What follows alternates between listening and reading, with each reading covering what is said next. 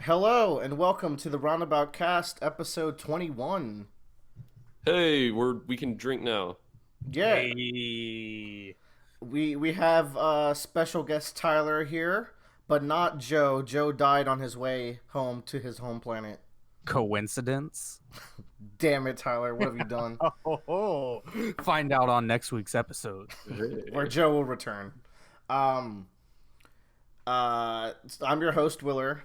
Mandatory. Um, I'm I'm Doug from Nickelodeon, voiced by Bradley from the Roundabout Okay, cast. all right, good. I'm annual yearly rug salesman Tyler. Oh, what you got for Oh. us? What are your wares today? But cut a rug. We have this nice rug from Egypt, I was told. It is a cotton rug and it's very long. It's going to be a runner. Does it fly? And you just throw that in your hallway? Nah, it's way too long for that. It's way Okay. too fancy for flying. It's not one of those flying carpets that you want to. Ugh, I'll take 7. we But- don't deal with those. That is a rug I'd munch on. Oh my god. All right. Let's start it over. No, Bradley. The damage has been done. Don't you know your actions have consequences? Hey, Tyler, why don't you tell us about Demon Slayer, the new hotness apparently. Yeah, this is blowing up. I want to know why this is like the number one thing right now. So, I like, you know me, y'all always read, and I know this has been out for a while. It is a manga, correct? I'm assuming, or is it a short series of short novels? It is a manga in Shonen Jump, actually. And wasn't it Okay. like best selling like last month or something? I don't think so. Joe posted like a top. It was Spy X Family, right? Oh, okay. Oh, that's right. That's right. Yeah. Oh, yeah. It was about Spy X Family. Yes. So the manga launched in 2016, so it is very new, and Yeah. it was surprising to get an anime adaptation so fast. Mhm. Yeah, that is Uh, fast. Because it started, After Dr. Stone, right? And they started around the same season. it started in April of this year. So I've watched a couple of it's 2D mixed with 3D parts in it. And it's weird because anybody who hears the word 3D animation is already like convulsing. Yeah. And I've watched my handful of like 3D animated shows on like Netflix. Like every other anime is 3D 3D animated Yeah. on Netflix. Because there's like Aljun and a couple others, but they're very like stiff. Well, it's They the don't, frame like, rate, move very- right? Like yeah, it's like 20 frames per second. they try to imitate the 24 frames, but it just doesn't look right with 3D models. We're used to seeing 3D models at 60 FPS. Meanwhile, Demon Slayer comes in here and they're like, "Hey, we're gonna throw everything around at like 60 to 90 frames per second," and they're like, "Humans can see more with their eyes than science says they can." We can prove it. Yeah, because people notice. And so they don't use 3D animation for like most like it's very subtle when they drop it in. Almost everything is 2D animated. It's very well put together for animation wise. So like they're like some of the like the most common one to think of off the top of my head is walking sequences. Like they just may be walking down a road and it'll do like an above camera shot and just show their 3D models like just walking down the road Mhm. and like the background looks nice and it doesn't distract really too much. It doesn't, you don't look there and be like, "Oh, I hate this," because it's just they're walking, you know, like unless you care about those small interactions between characters, you might hate it, you know. It makes sense too because from what I've seen, the action shots are so well animated that like that's the right place to save budget on like a walking scene, and then you just go all out for the action. Yeah, and it's really interesting. So like, you know, in those action sequences, they have some of those weird like cut throughs of like the environment and everything. Mhm. Yeah. And it's just like shifting like images like through like really quickly. Well, they do the 3D animation effect on some of those parts too, and it's really cool because it's like I'm a big fan of Initial D, and you see like Nintendo 64 graphics when you watch Initial D. And you see those environments, and you're like, oh, I wonder what those would look like in 2019. And it's like, oh, hey, they did a pretty good job. Like, the environments they're not amazing, but you can tell they paid enough attention to them to not be terrible, because they have these cameras that fly through the environment to show like going from one part to another, and they may have like this 3D environment with the 2D character running around at certain points. Mm-hmm. And it's really cool to see together. It's like this nice little Octopath Traveler effect every now and then. That's a pretty good comparison, I think. Yeah. And I guess that's the benefit of that is you get like a more maybe of a feeling about a place and setting and location. Granted, every location I've seen in the show is snowy forest. Is that accurate? There is snowy forest. There is regular forest. Ooh. And there is house. Ooh, fun. As we speak, I'm looking up images of Demon Slayer, and these backgrounds are really freaking good. He goes to the city at one point. Post them here. Here's an image right here that it's a GIF right there that's like of a really cool action shot. And it feels 3D, but it's just so well animated. Like just the fluid movement that each character has when they do their sword strikes and everything. God, the art is this like what the art looks like in this scene? Because it's really striking. Yes. The fire looks dope. That fire is straight fire. Oh, by the way, we need to go back. That is spoiler, actually. Oh, okay. Fuck. All right. Yeah, a little bit of spoiler. I didn't expect y'all to watch it. But All you podcasters watching just got spoiled. It was, it was a flaming. Oh wait, is the flaming slash the spoilery part, or who he's hitting? Well, there you go. That's the flaming slash in itself. It's too late. Okay. Let's talk more about the flaming slash. Too late. But we didn't say who was doing it. There are multiple characters that have multiple powers. It's great. Mm-hmm. Yeah. What's up with this boar guy that everyone loves? Boar guy. Boar guy is great. So okay, we're talking about story now. Story. Yeah. I don't hate it. I've watched terrible things. I've watched No Game No Life. You have. Compared to this, the story's pretty all right. Okay. I heard it's just like very, very, very anime.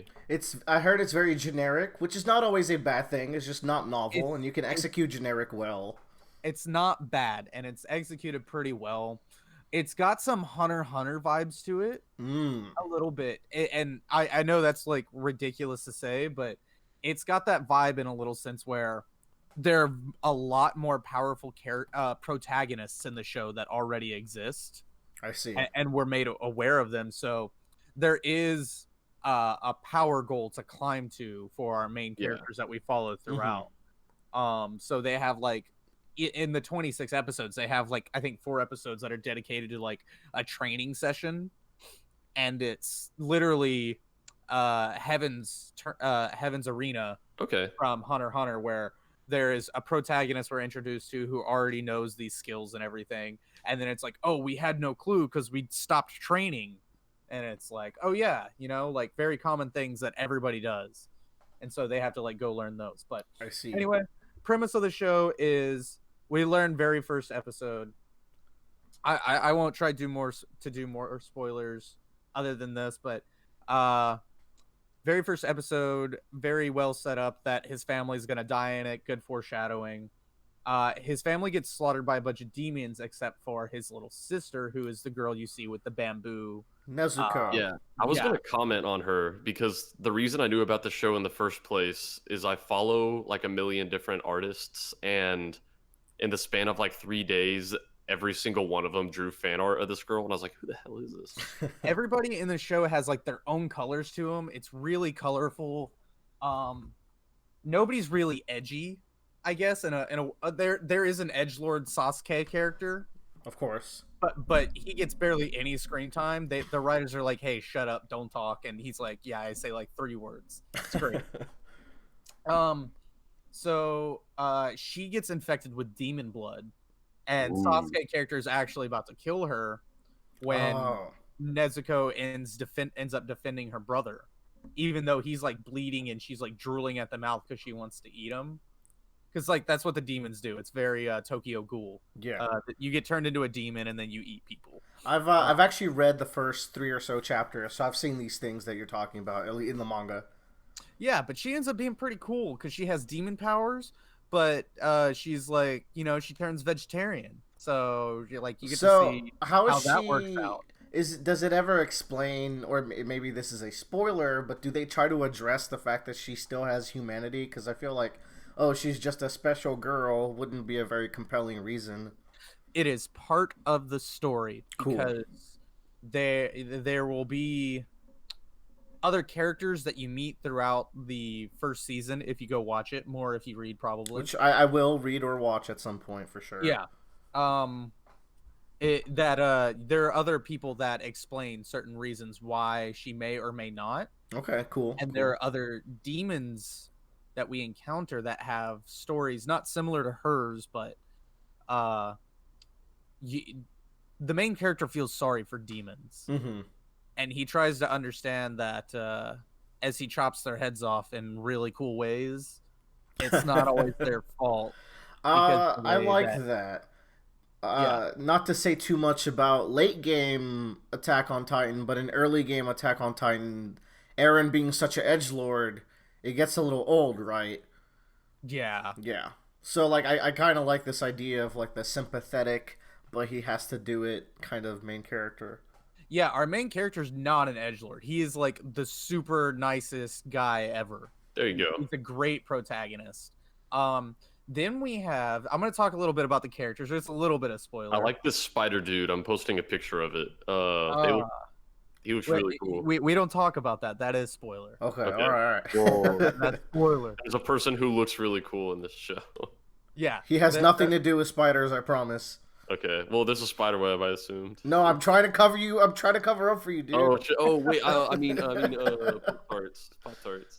Pop-Tarts. In other news, I googled Demon Slayer, and there's a picture of Harriet Tubman with 2 samurai swords, and it says Harriet Tubman Demon Slayer, and I don't know. Is that a spoiler? I don't.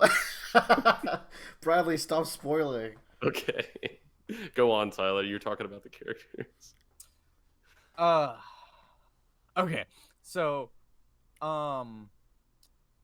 there are. I sent them the picture of Harriet. Oh gosh, this is great. I can't wait. What arc does she show up in? Oh god. Probably season 3. Nice. No, not season 2. Definitely. You have to introduce your much more vibrant, interesting character. Oh god. Is it Simone? Is that who's in The Walking Dead? Timon and Pumbaa.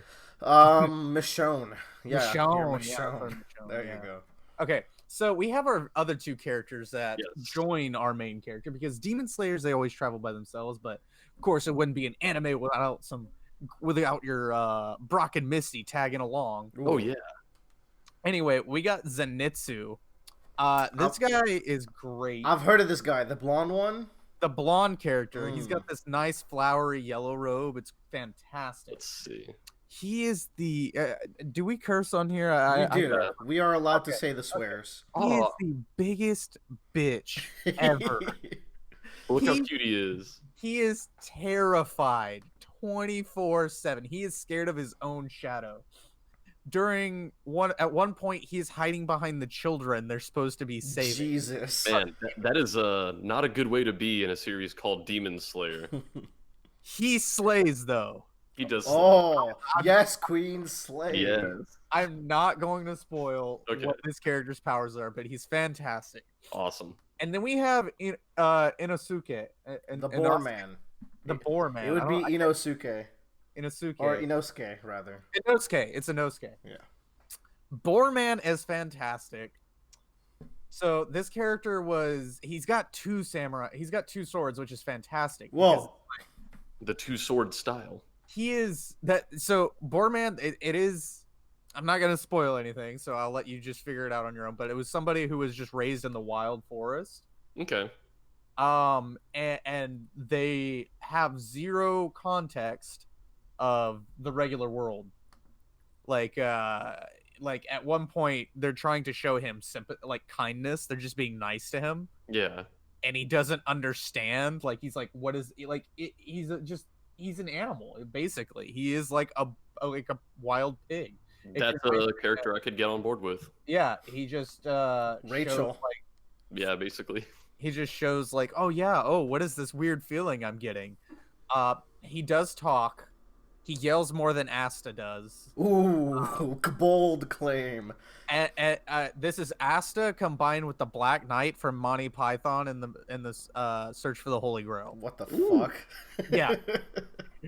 That's who this character is, if I could sum it up. He wields two swords that are great because he kind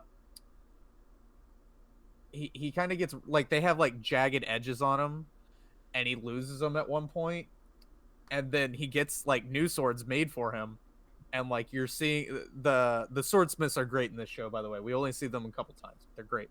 And like they hand him his swords, and he like goes over by this pond, and he's just like sitting there and like shuffling through the dirt, and you see him just pick up this rock, and he just starts banging on his swords again to like create these jagged edges, and like the swordsmiths start freaking out. They're like, we're gonna kill you, like we will chop you up with your own swords. Jesus. I like that. And then like he like looks at him really quick, like an animal does whenever you yell at him. Yeah. It's fantastic. Oh, big spoiler, but I don't care. That's like a funny moment. But yeah, it's great. I would definitely say watch it. The story is generic. It's got some interesting twists to find out about. Okay. And there's lots of growth for these characters to have. They are not going to be Naruto Uzumakiing around killing everybody because demon stuff exists, or they're gonna retcon and say this is why he's powerful. A little bit, but like, you know. Yeah. Gotta get that healthy retcon in. I'm more excited to watch it now than I was before. You made me a little bit even more interested. I was already. I will say, like hearing like what each of these characters like deal is, like what like I like them more than like the surface level appeal I get from just looking at them. Yeah, like now absolutely. that I know like, oh, this is this guy's deal and that this is this guy's deal, I'm like more interested in You them. look sweet. I really want to know what happens to Zenitsu. I could see that being a really good character arc. Oh, he's great. Good. But this image I just sent y'all, this is one of those 3D scenes. Oh, where, really? Where they use a model. I can kind of see it. Yeah, it's fantastic. That's the because thing. it's very That subtle. hair has to be 2D, I think. The hair probably is. I don't know know the science behind it all. That's a really but good it's 3D great. still. Like compare this to Berserk. Oh yeah. Like Sorry, Bradley. no, like anime that use 3D well, like you're not gonna tell it's 3D unless you're explicitly looking for that. Like I had seen a lot of clips of Demon Slayer just because people sent it to me like, holy shit, like how good the animation is, and there would be times where I'm like, oh my god, that's really good animation, and then like the second or third time it loops, I'm like, oh, that's 3D, and it's similar deals where. Like, I don't know how much of JoJo's I watched before I realized that they use 3D sometimes. Mhm. And I think that's what Demon Slayer does well, too. Like, you don't... the 3D isn't jarring. You're not like, oh, they use 3D there, huh. It's only when you're, like, really looking at it. Well, you've sure welcomed the way in for the 3D horses that you'll definitely notice. Oh, God. And like I'm looking at manga panels of it, and this is one of those anime where people are like, just do the anime. It would be an injustice not to, because the anime looks so good, and it does. The manga does not look bad either. I think this is some good art. Post that panel you're talking about. I don't remember what the manga looks like actually. The only thing I worry about is, you know, like they might get the One Punch Man treatment. Where the first season is fantastic. And that's like, rare though. I guess I don't watch much anime, but that is rare, isn't it? For that to happen. I mean, it's happening to, what is it? Seven Deadly Sins just started their next season again, with no announcement or anything. It was crazy. Solid. And so they changed animation studios though, and everybody's already kind of complaining about it because it was like one of those recap episodes. Oh. Not enough to really show too much, but I like this panel here compared to maybe like say One Piece because of how like dark the black ink is in this panel. From Very what dark I've seen, they use a lot of dark ink. Yeah, it's definitely the aesthetic. And I think that's the one thing about Oda's work, that it's like it's not always pitch black dark ink. It's not always solid because he keeps up every week, you know. Yeah. Okay, I think that's good for Demon Slayer talk.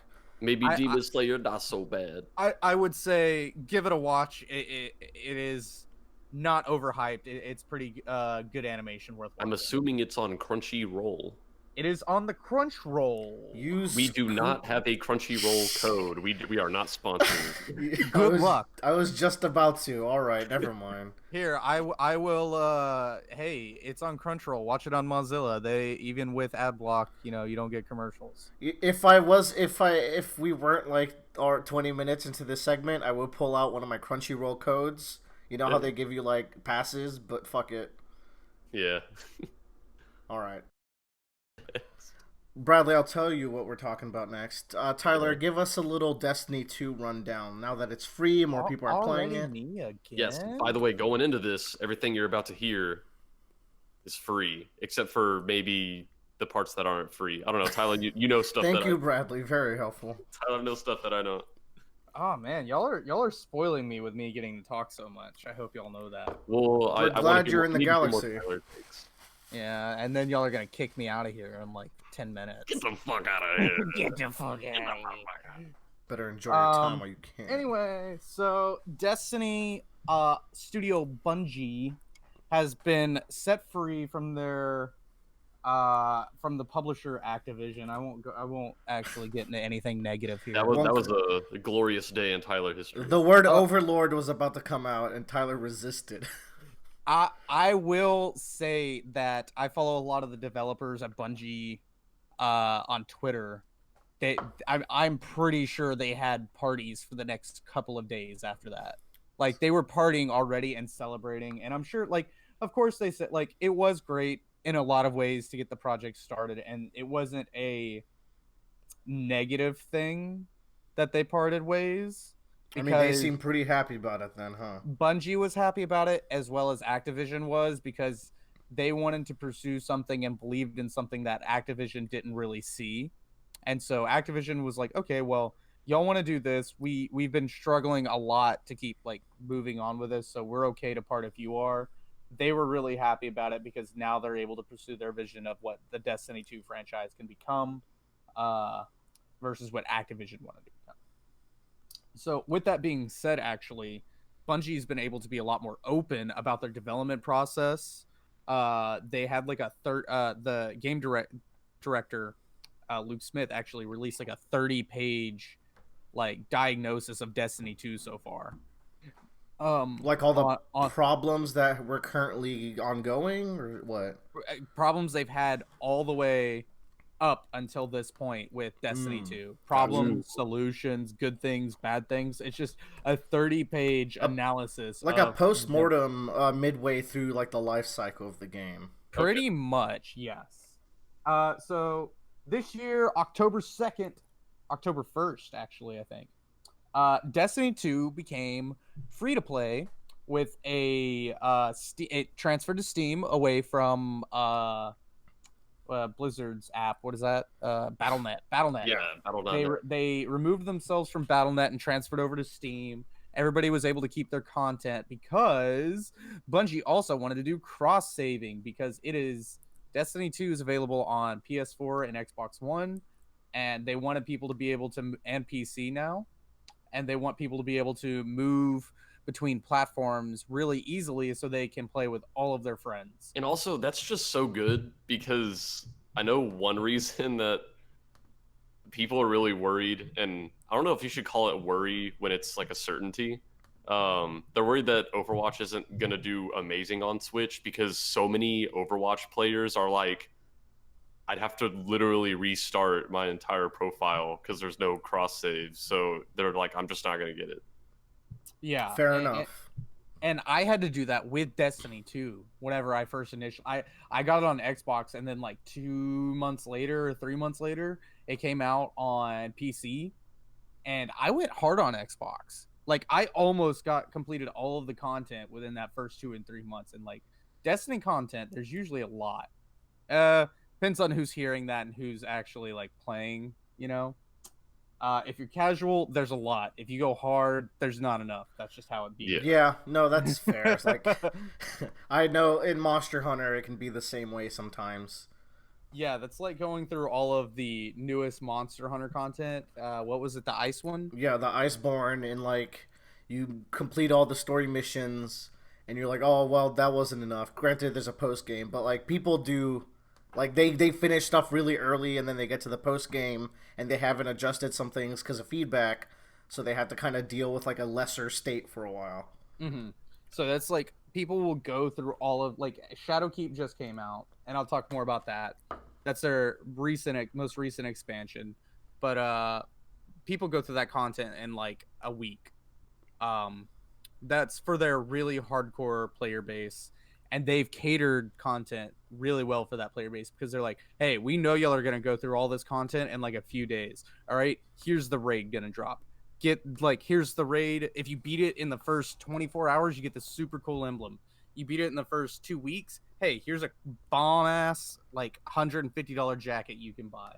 So there is incentives for all these hardcore speed runny types. Yeah, and I'm like, I did that last year around this time. Hell to the no this time. I killed myself trying to keep up with that first week. I cannot do it. I will say though, all the like jackets and like clothing items Tyler has shown us, like dude, Bungie's style's on point. They're like, looking pretty clean, not gonna those lie. pretty fresh. Oh, those shoes I showed y'all are sold out, and they have new ones. I think like a new set of pre-orders. Those are pre-orders, by the way, for shoes by a game studio. That is very not what you would expect. Like their fashion whoever their product designer is at Bungie, I want to work with them. They're fantastic. They're great. But okay, so they came out and they said, all right, we're gonna give you all the content that came out in the first year for free. This is Destiny 2 New Light. You can download it on Steam right now. Now this first year content, there's a good amount of content that came out in that first year. However, if you were playing during that time, you would have absolutely hated it. The first expansion that came out was Osiris, and it took this really great character that we'd been like learning about in Destiny 1 for so long, and they literally just threw him like they gave him the shitty parachute and just kicked him out of the airplane and said good luck. They took Mercury, which had been this really cool environment in Destiny 1, and made it into like a big circle. There was this weird procedurally generated environment that they were like, oh yeah, like every time you go in there it's going to be different, and everybody was like, oh, that's cool. But then there was nothing to do in that environment, so literally everybody just runs through it every single time. Is that the thing we did together the other day? Yeah. I didn't mind it, but I guess I only did one, right? I didn't do like many of them. They actually repurposed that for the Halloween event that's about to come out, and it's perfect for that. Like, ooh, good use, good clutch save. And then you have what else came out in year one? Warmind, where we learn about Rasputin and the Anabray, and you go to Mars. That's a good story. That's actually some good content right there. There's a lot of great weapons that were like around in Destiny for a really long time. There's some really cool armor sets and some great lore in that expansion. Now that's free for what y'all that's what y'all have access to now. But along with that, you can go explore the new the new open world spaces that came out in Shadowkeep, which is the moon. You can go to year 2 spaces, which are the Tangled Shore and the Forgotten City, or the Lost City. I can't remember the name of it right now. You get access to all the Crucible maps, all the PvP maps. You get access to all the dungeons. Well, all the strikes. Dungeons are something else specific that they release that you don't have access to, but you have access to every strike in the game. You get to do the holiday events that when they come out, and you get access to all the year 1 exotics, all the year 1 weapon exotics, armor exotics, and it's fantastic. The only thing you may not have access to that is really a shame is the year 2 subclasses, where that's like the Titans get to be Thor, Um, That does sound fun. yeah, you get to like throw a hammer around. It's But you know fantastic. what? We're getting so much content free. I feel like this is a really good strategy to get me hooked in because I got to play with Tyler and I was like, hey, you know what? This is pretty fun. I'm really not into shooters, but I was having a good time. That's the Um, thing. Like he was kind of talking about these different weapon types, like the hammers and shit. But like that's like I'm not big into shooters, but there's so many different weapon types. Like you have the swords and all these different kinds of guns that like eventually even I found one gun where I was like, you know what, it feels pretty damn good to shoot this gun. So And see, that's the thing is like they have the starting guns. The starting guns are fantastic to shoot, and they just get better. It's I played a lot of first person shooters. I'll drop it. Yeah, I went all the way back to GoldenEye, but I also played things like Doom, Titanfall is great up there, Perfect Dark, like back in the Nintendo 64 days, and then I played things like Counter Strike, Overwatch, Sniper Elite, and nothing feels more satisfying than shooting Destiny 2's guns, punching aliens in the face in Destiny 2. You have swords and bows and arrows, and even those just feel so satisfying because it's like every time your arrow flies and you get a headshot, there's this huge explosion that you see on the alien's head. It makes this nice little punch sound. It's great. And you get so much content for free. It's awesome. I am very pleased. Like, this was such a cool move. I think on their part, and I hope it's paying off. I hope there's a lot of people going ahead and picking up the full like service. By you just have to buy the game, right? There's no subscription. It's just a game. Nope, nope. You just download New Light and you can Even go at it. fucking better. I like to hear that. Even right now, as we speak, it is uh, number three most played game on Steam. That's behind Counter damn. Strike and Dota 2, and that's ahead of PlayerUnknown's Battlegrounds, Wow. Team TF2, and Rainbow Six Siege, um, even Grand Theft Auto 5. And this is a game that's just starting its third year of live services. There, everybody was really worried that Destiny 3 was going to happen, and at one point, it was, and they actually said, yeah, it'll probably happen soon or eventually.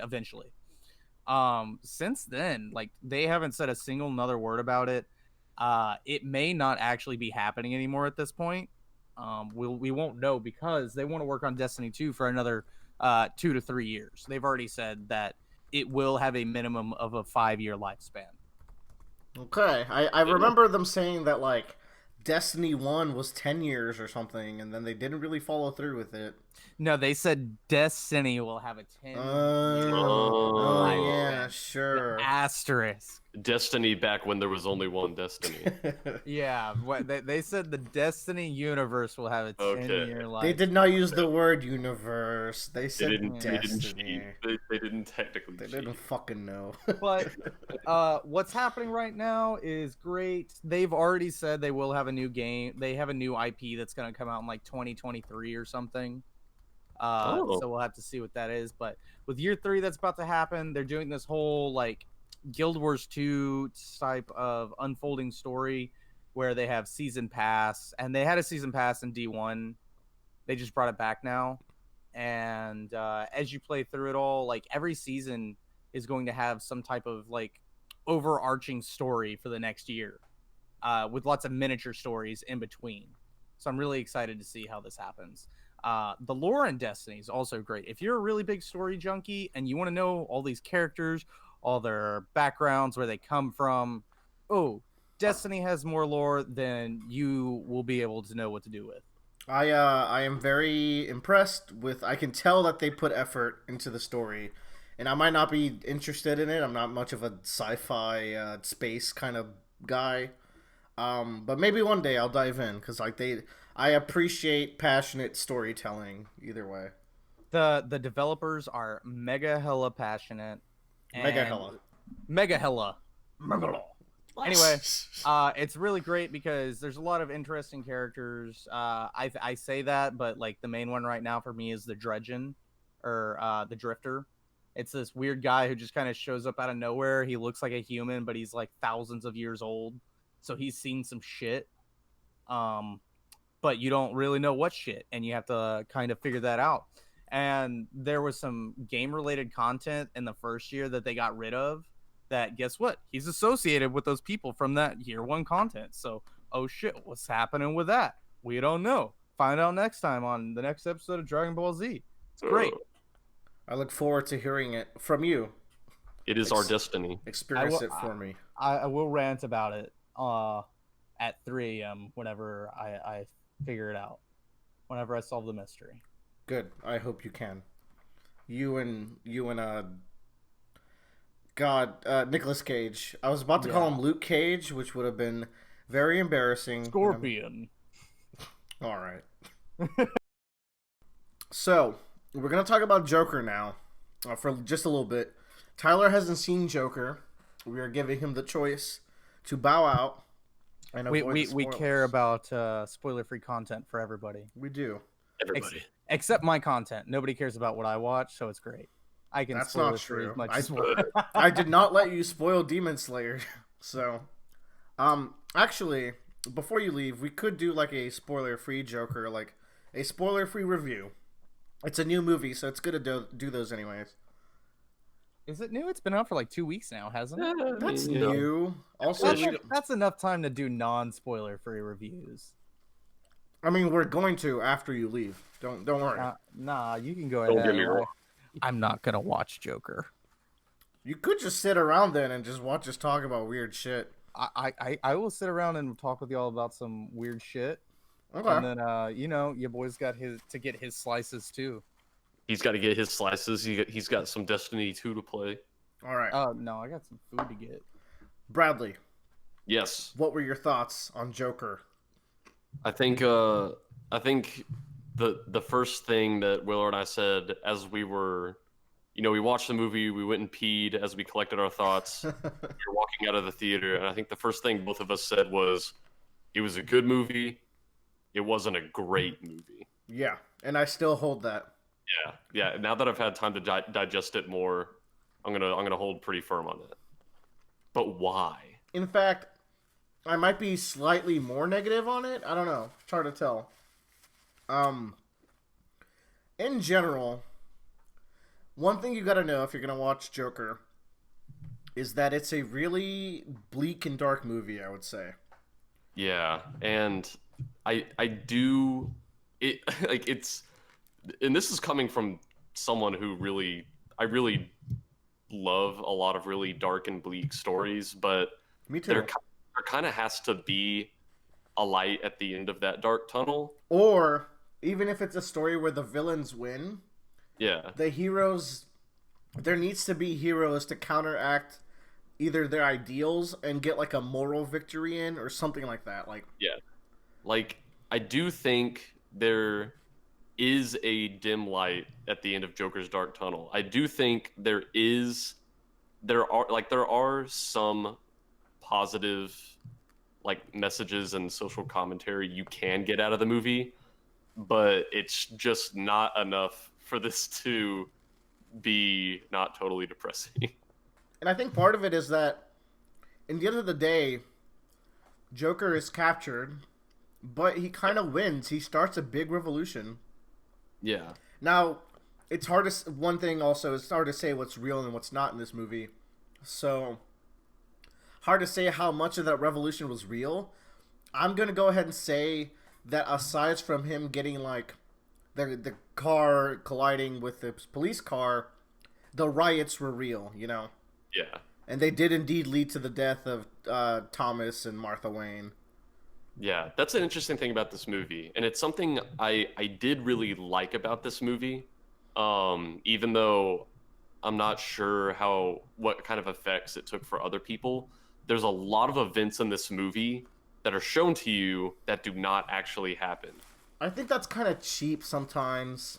I don't know, it depends. Like, I don't know. I really like it. I think I feel like pretty much everybody who watched this to some degree got something different out of it, and for what I got out of it, I think I really needed those sequences to drive home the fact that like Joker he's not woke, he is crazy. He is a crazy we do psychotic. not live in a society. Is Um, it like American Psycho sequences? only Joe has watched that, and he's Yeah, dead, as you'll recall. Oh man, y'all need okay. Go I watch know. American Psycho. I will. I'm American going to. Psycho cast next week. No, Joe already talked about it. Um, so the thing with that is, it's more like Fight Club. You know how I'm sure you've Yeah, seen you know Fight what? I Club. think that's pretty apt. Wait, we can't Oh, talk you're about right. that. I'm yet. Sorry. going whatever, dude. Who's gonna stop me? Fucking Ed Norton. He's gonna bust into your apartment right now. And start Ed Norton's beating the bitch shit out ass of isn't you. gonna do anything. YouTube shuts down our podcast. We broke the only rule.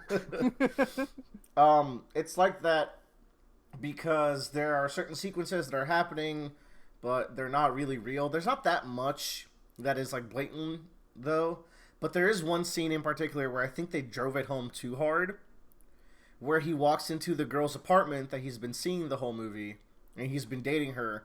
And it's kind of weird because it's like they don't really have much of a connection. This feels like a really forced romance. And it was all in his head. And it's really well told because he busts into her apartment and she walks out and she's like, "Oh, your name is Arthur, right? You live down the hall." That's all she needed to say to really drive it home. Yeah.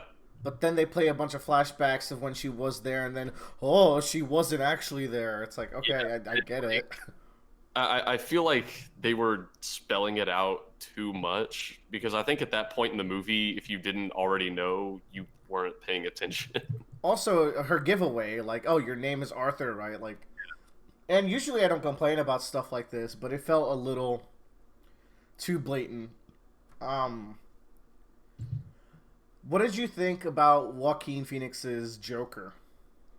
Um, going into this, I was really optimistic about it, and I really did like his Joker. Actually, I'd probably put it as like my third favorite Joker of all time. I really like him. I think we And- had the same ranking, actually. Yeah, and maybe that will maybe that'll adjust or fade over time. I did really like him, and I think he could have shined even harder with a better script. Mm-hmm. I think he did the best he could with what he was given. Or if That's he my- had like a foil like a Batman. And while I get this is a Joker movie, my favorite Joker stories have him squarely trying to fuck with Batman, which is stuff like The Dark Knight, Or- The Last Laugh, The Last Laugh. That's the one. No, I'm thinking of Killing Joke, where he The Killing Joke. Yeah. Stuff like Arkham Knight, where Joker is a hallucination. You see the entire game, and that's probably my favorite exploration of Batman and the Joker's relationship to one another. Really good game. Maybe one day Bradley will play it. I think I talked about this to some degree where there are other stories out there that try to give us like the perspective of a villain that people have known for a really long time. But I think one thing I said the night we watched this, like when I was collecting my thoughts about the movie, is that the conclusion I've come to is that the Joker exists to be the villain, and make like I don't know. I think a story in which he's not explicitly that just feels so just weird to me. Yeah, and I think part of it is also exasperated. I think that's not the word. Exacerbated. Is baited. There you go.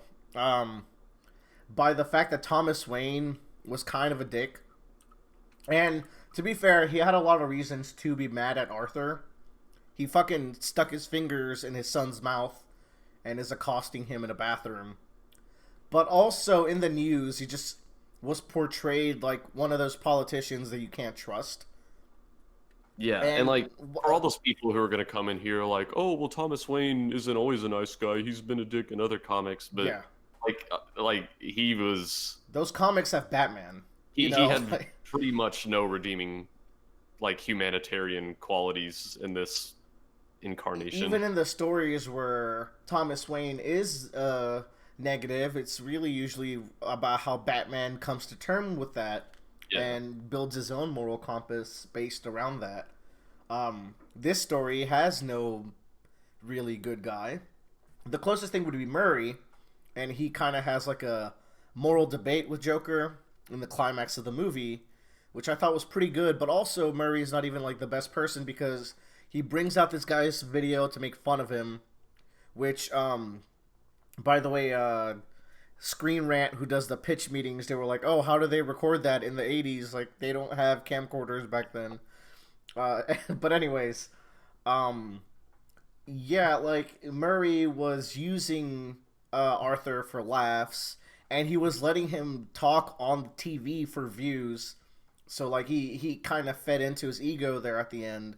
So even he's like not a very clean cut good guy in the situation. Yeah, and like one of my favorite parts of the movie is that final talk, and I imagine we'll talk Yeah, a little for bit sure. more about it in a second. But the part of that talk that's relevant to what we're saying right now about how we kind of need a good guy in the movie is one big part of Joker and Murray's debate is Joker has pretty much at this point just forsaken the world. He's like, there's no one on my side. Like, no one's going to help me. You can't trust anyone. And Murray, he shuts him down. Like, I wouldn't Yeah. say shut him down, I but thought he had a pretty good debate.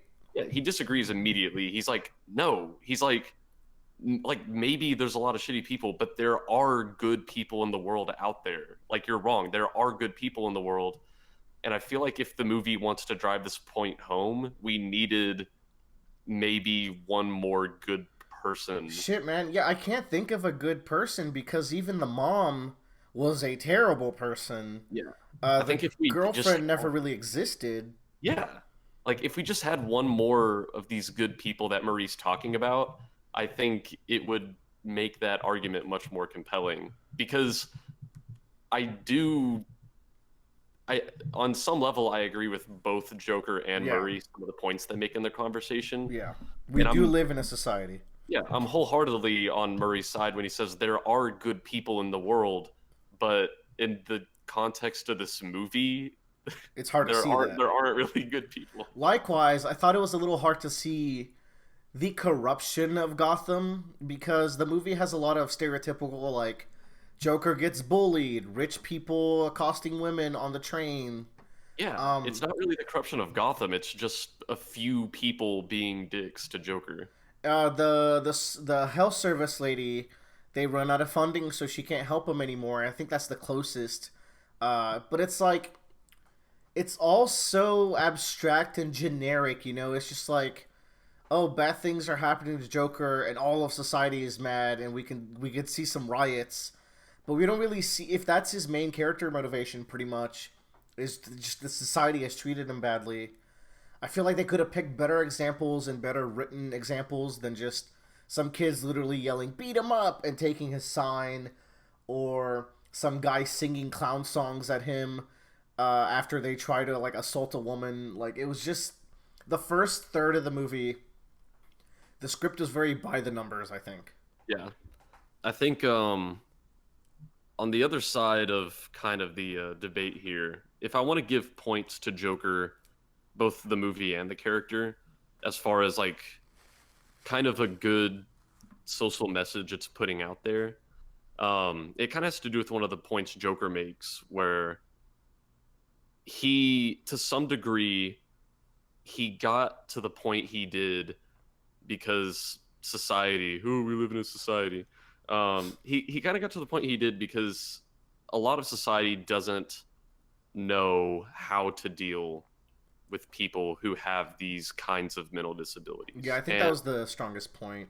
Yeah, as well. and I don't think that, you know, like there's Joker's point of view is kind of that, like, oh, because they didn't know how to deal with me and they treated me this way, they deserve what they get. And I don't think that's the case. I think like no one deserves to get killed because Joker was mistreated by society, but I do think that people need to be conscious of how they treat each other because it's that short-sightedness that made him become the person he is. Mm-hmm. I have a question. Please Yes. shoot. So, based off of what you're talking about, there's these hallucination sequences throughout, Yes. like the movie. Now, in several other Joker and Batman films, there does show a lot of corrupt sides to Gotham. Yes. And that's like kind of always been Joker's MO, is to expose and exploit. Yeah. Here's the thing: there's not really organized crime in this one, but yeah. Is it possible that that's like these bad things that happened to Joker? Were they hallucinations? That's a good point. Because there are people in society who do just see as everything is bad is happening to them. They view absolutely. victimization where there is none.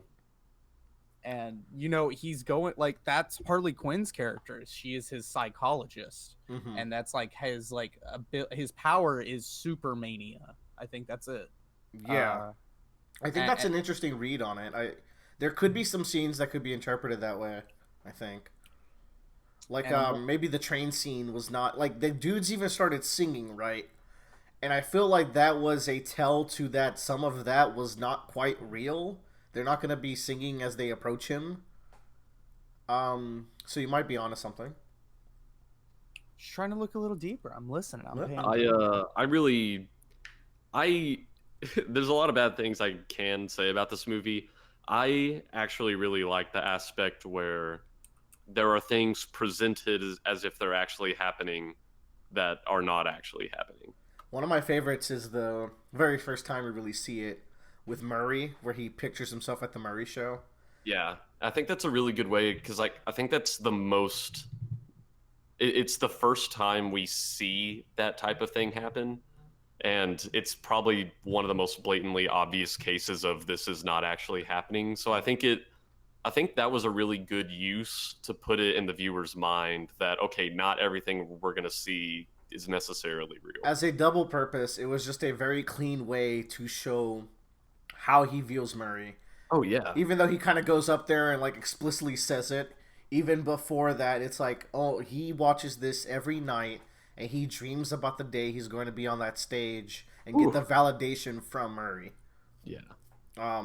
And full circle at the end of the movie when he's dancing in front of the curtains, it's his time to go on. So as much as I've been saying like, oh man, this is a really dark and drab movie, and while that might not be exactly my bag, I think it's also extremely refreshing that it's that kind of movie without a hero. So that's why I don't really knock it that hard for that, even if it's not necessarily my taste. I feel like it's such a important movie, and as a comic book movie, it's even more important actually, because it's just a film with a comic book tint on it. And we've had so many formulaic comic book movies, and like they're not bad, but it's cool that we're branching off in this way. Yeah, that's what I really liked. I would really like to see more movies that... I want to see more movies where they're not setting out to make a superhero movie. They are making a movie that just so happens to be about superheroes. Yeah, feature content from one of those stories. Yeah, definitely. That might segue into what we should maybe watch next on Hulu. Oh, fuck. Or is it an Amazon original? Oh, it's an Amazon original. The Boys? Yeah, The Boys. I've talked about The Boys in this podcast. Did I miss The Boys talk? I only talked about the first 3 episodes. Tyler, have you watched The Boys? I could watch The Boys. You should watch The Boys. I have not yet. I'm really hesitant to. I watched 3 episodes of The Boys, and every time I try to start the 4th one, it starts with this sex scene with a character I don't give a shit about, and then I'm not even like mad that I'm seeing him have sex or anything. I'm just like, wait, I don't care that they're about to try to introduce a love plot to this character. And I stepped back, I was like, wait, I don't care about any of the characters. So that's where I was with that. But if you want to dive in, I'd love to get your opinions. I might go back on if you end up liking the latter half. Brad, I present you with a choice.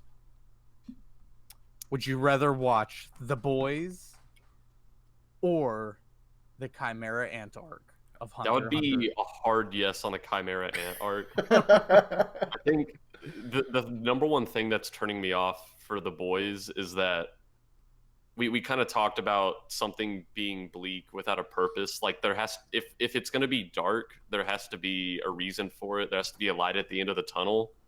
And pretty much everything I've ever heard about the boys is that like there's just no goodness in the world. There's Like explicitly no lights. if someone's bad, it's not even necessarily that they're doing something bad for a good reason. They're just a terrible person. That And I being don't know. said, the Superman character in The Boys is fucking fantastic. The actor does so good. His name is Homelander. You can totally understand why he's a fucking freak of nature. I've seen one GIF of the boys, and it's this sequence where this guy is making out with his girlfriend. Nope, I know what you're talking about. We're done. That's all I've seen of the show. That I saw that clip. It's after where I've watched it because I just didn't care at the time. And you know what? We're good. Do we have any final thoughts on Joker? This isn't a movie where I would tell people like, "Oh my God, you haven't seen Joker, you have to go see it." But if someone said, "Hey, I'm interested in Joker, should I go see it?" I'm like, you know what? If you're interested in it, you should go see it. All my coworkers have been watching me or have been asking me if they should go watch it, and I always give them like a just prepare your expectations for this kind of film. Yeah. Yeah.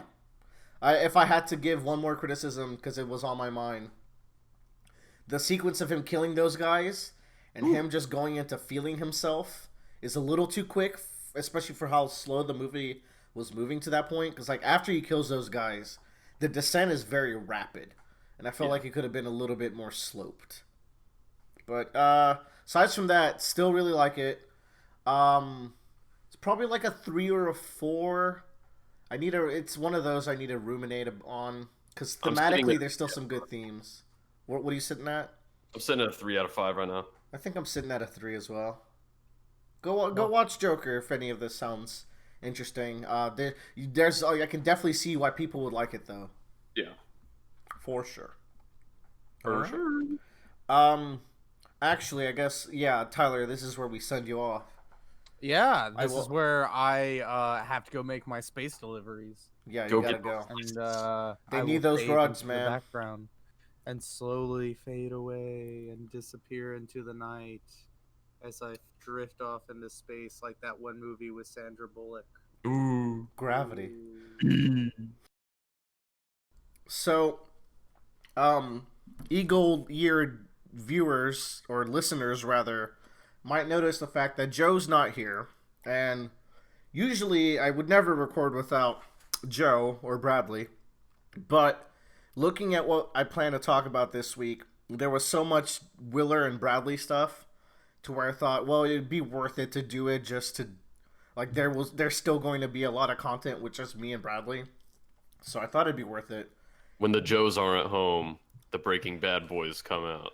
That's what I'm talking about because Boy. we've talked about this on the podcast on and off. But Breaking Bad is my favorite TV show, possibly Bradley's. It's 100% my favorite TV show. There you go. We're breaking the seal here. And we've been trying to find like a good time to talk about it. We were kind of mad while Bradley was watching Breaking Bad earlier this year, right? Oh, man, it might have been really early this year. Yeah, I think it was all this year because maybe late 2018, but it was somewhere in that bleed range. We would have these really good discussions, like almost episode by episode, and we'd be like, sure, it'd be cool if we had made a podcast about like Breaking Bad or something. Yeah. It was one of the fastest I'd ever watched the shows. Like, at the time, both of us like worked from home, and around lunchtime, I'd be like, "What if I just took a break for like 3 or 4 hours and watched Breaking Bad instead?" And then on our work chat, I would send Willer like paragraphs of what I loved about the show. So, And then I would send paragraphs back, and it was I wish we still time. had all the paragraphs because there was some good. They're just gone now, aren't they? Huh? Oh yeah, they're gone.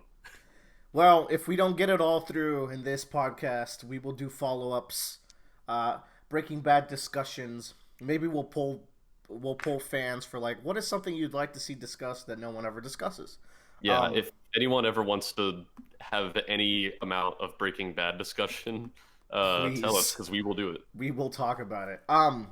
Additionally, the reason why now's a good time to do this is that El Camino, the movie, came out recently, and me and Bradley watched that together, and it's gonna be really good to tie that in. We're gonna do them both together. So spoilers, full spoilers for both. Yes. Um, and if you haven't watched Breaking Bad by now, I'm not even gonna give you like a spoiler-free review or summary. Please just go watch it. It is so good. It's slow for most people's standards, but just pay attention to the characters and the filmmaking and just the storytelling, and it is like nothing else. Can't go wrong. You cannot go wrong. We have a little bit of a formula we want to follow here.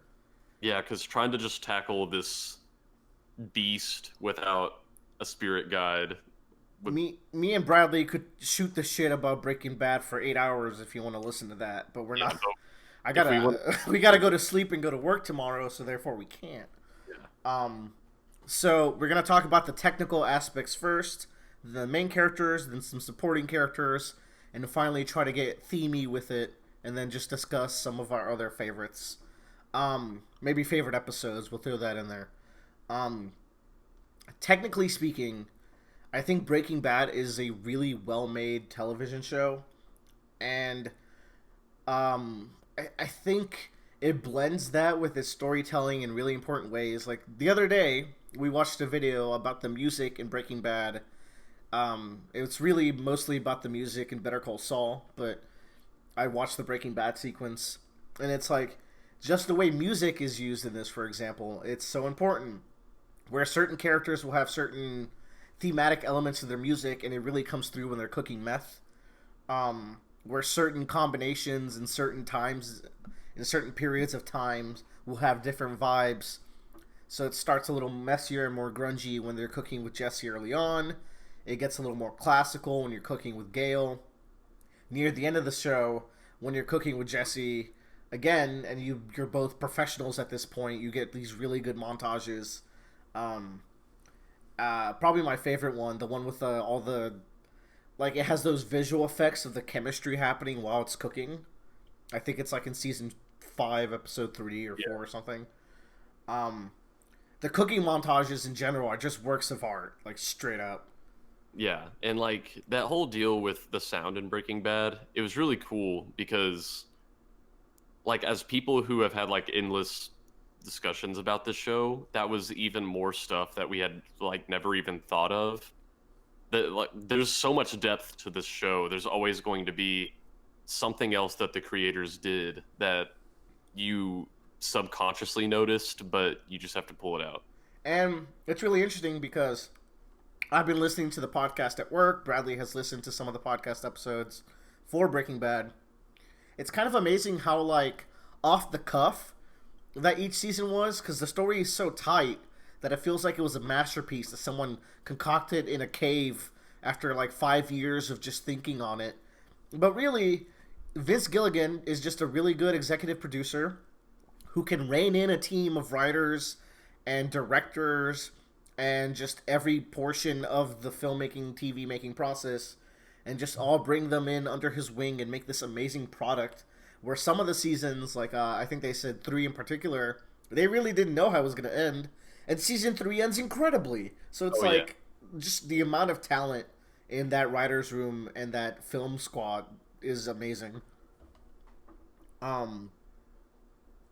Other little touches like with the technical making of the show that just make it so impressive is stuff like Mexico just has this weird yellow tint on it all the time, and you just know you're in Mexico as soon as that tint pops out. Yeah, because like it's such an easy thing because like considering a lot of the places that they are at in Mexico is on the border, and without those like visual cues like the yellow tint, Mm, you would be like, okay, well, are they on the border in New Mexico or are they on the border in Mexico? right. And without the show ever explicitly saying it, whenever you see that yellow tint, you're just like, oh, we're in Mexico, without ever really thinking about like, wait, how did I know we're in Mexico? The only exception is like that one time where Gus and Jesse go there together because it's a more serious mission. They're going to be there for an extended time. Likewise, as I recall, some of the scenes in Germany when it's like dealing with Madrigal, electric motive or whatever, they're more tinted blue, so you got that Yeah, like feel. Um, what are some like all the I mentioned all the cooking montages are great. All the time lapses are really cool. They do a lot of those. The music choice in the show is just fantastic. The camera work is fantastic. There's a scene where Skinny Pete is like going down for a hit of meth, but then it's Badger that comes back up, and he's just talking about a completely different tangent. I think they're talking about Resident Evil 4 versus Call of Duty zombies. yeah, Just so much creativity has gone into how the show is made. But that pales in comparison to the incredible writing that the show has. Let's talk about the main characters. yeah. And I figure Whew. we'll have a focus on each of the Yeah. big boys. Should we just start with the man himself? Man himself, Mickey Mouse, Let's start with Mickey Mouse, aka Mr. Walter White. Walter White. Bradley, why don't you lead us off with something? Like how do we tackle this behemoth of a character? I want to start this off with, and I'm sure many Breaking Bad fans out there have heard this, where George R. Martin of Game of fuck, Thrones. Game of Thrones. I was like, I knew A Song of Ice and Fire, but I forgot what the show's called. Yeah. Yeah, George R. Martin, the man himself, whose series is known for like these psychotic and torturous characters almost. He said that he has never written a character as monstrous as Walter White. Holy Which shit, did he say that? he said that. That's not true. He has. At the very least, that's his take on it. And man, by the end of season 4, like I feel like up until the very end of season 4, no matter how bad Walter got, even if I was able to be like, that was a terrible thing, he shouldn't have done it, there was at least some level, like some molecules of sympathy that I had for him. And once we get to season 5, I see him as a totally different person than we had in season 1. In season 1, I am like, this is just a good guy who got a bad lot in life, and he is doing the best he can with what he's got. And by season 5, I can hardly stand to look at him. I'm like, no, this is a monster whose true nature never came out because he actually had a pretty good lot in life. And I don't know, like I the think way that's I spot on, just really. And yeah, I can actually let's track down his character development real quick oh yeah, because there's a point that season 5 flip that you were talking about. There's a very specific and very well done build up to it, right? So you have season 1, which Walter is emasculated at his own birthday party. You can immediately tell that he's a man who is looked down upon by Bogdan, by Hank, by every one of his students. He is a bitch, like that's what the world views him as, yeah, and he's kind of accepted it for the most part. He's just down to live like this until Hank gives him the idea to come for the ride along, and he sees Jesse and he sees how much money can be made. He gets his cancer diagnosis, so he says, "Fuck it, it's time to do it." Right. So I think that's a really good starting motivation. He's doing it for his family, but also you can tell that the man has a chip on his shoulder. yeah. Like the most important thing here is that the people writing these characters have a good grasp on what this character is and what they want, because to link the very first episode and the very last episode, it isn't up until the very last episode Walt still believes that he's doing all this for his family, but in the last episode we see him finally admit to himself and to us, And to you, Skylar. yeah, he's like, you know what, no, I did it for me, it was fun, I liked it, I was That good at it. And that line is incredible. even though Walt doesn't know it the whole series, from the first episode, we could have known that for ourselves. You can see that there's something else to this. Like, he's doing it for his family, but he needs this. Vince did something amazing here that I really need to take into writing of my own, which I do as a hobby. Yeah. Um, in episode 4 in Gray Matter, Walt is given an out that early into the show, like almost immediately off the gate. Oh He yeah. is giving his escape for his money problems. He doesn't take it, and partially is the bad blood him and Gretchen have. You see a little bit more of Gretchen in season 2, and Walt really does not like her, and does not like the patronizing way that they try to help him. Yeah. But it's also that chip on his shoulder again. He wants to do something special. So he keeps driving and driving and getting himself in dangerous situations. You can tell the adrenaline he has after he blows up Tuco's office. He pushes to work with Tuco even though Jesse's against it. Jesse's the one that gets beat up for it. And it's only at the end of season 1 where Tuco kills Nose Dose, I think was his name. I would know I know what he looks like, but Yeah. He kills him, and then Walt is kind of like, okay, maybe we need to escape. But by then it's too late. He's already gotten himself too deep. So after they kill Tuco, this is like now we're at season 2. He's already got a taste for the danger of this life, right? Yet he still pushes Jesse to keep working. They're like, oh, why don't we take over the streets? It's Walt's idea. He's the one who's pushing for this confidence. And he's also the one that pushes Jesse to distribute and pushes Jesse to chase down people that robbed him. And he's the one putting him in these dangerous situations, bossing him around. And it's greed. Like, he's not taking it slow. He's not heeding Jesse's warnings that, like, we can't just come into territory and just take it over that simply. And he's right, because Combo dies as a result. And he has the audacity to say, oh, which one was that again? yeah. And he's got his first taste of this world, and he came out of the Tuco situation alive, and he just kind of has this feeling of I can being do it. Yeah, I can push it. yeah. Good. Let's put a pin in that. How he feels after coming out of the Tuco situation, because yeah, we're gonna come back to that. Also interesting to say, he killed a character as early as season 3. He had to kill Crazy 8. Yeah. Or episode 3 rather. Yeah, sorry, as early as episode 3, he's out here killing people. Man, like season 1 of Breaking Bad had excellent pacing. Yeah, and I think it's the worst season even. Season 2, we were talking about at this point, right? He's pushing Jesse. Yeah. He pushes Jesse into a state of depression. Jesse finds Jane, and he finally has something good in life. But they're both fuck-ups, and it weighs heavily on Walt that she's blackmailing him, and that he's losing Jesse. And this is kind of an interesting point of the story, where I'm going to go back a couple episodes here and talk about 9 Days Out, which is one of my favorite episodes. I love 9 Days Out. That episode is fucking killer. Where they go out into the desert and try to cook, and the RV breaks. That episode is such a good showing at this point of the bond that Walt and Jesse have built. And I think this is my favorite aspect of...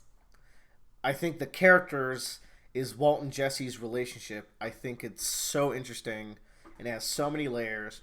Like, that episode hits every single variation of their relationship.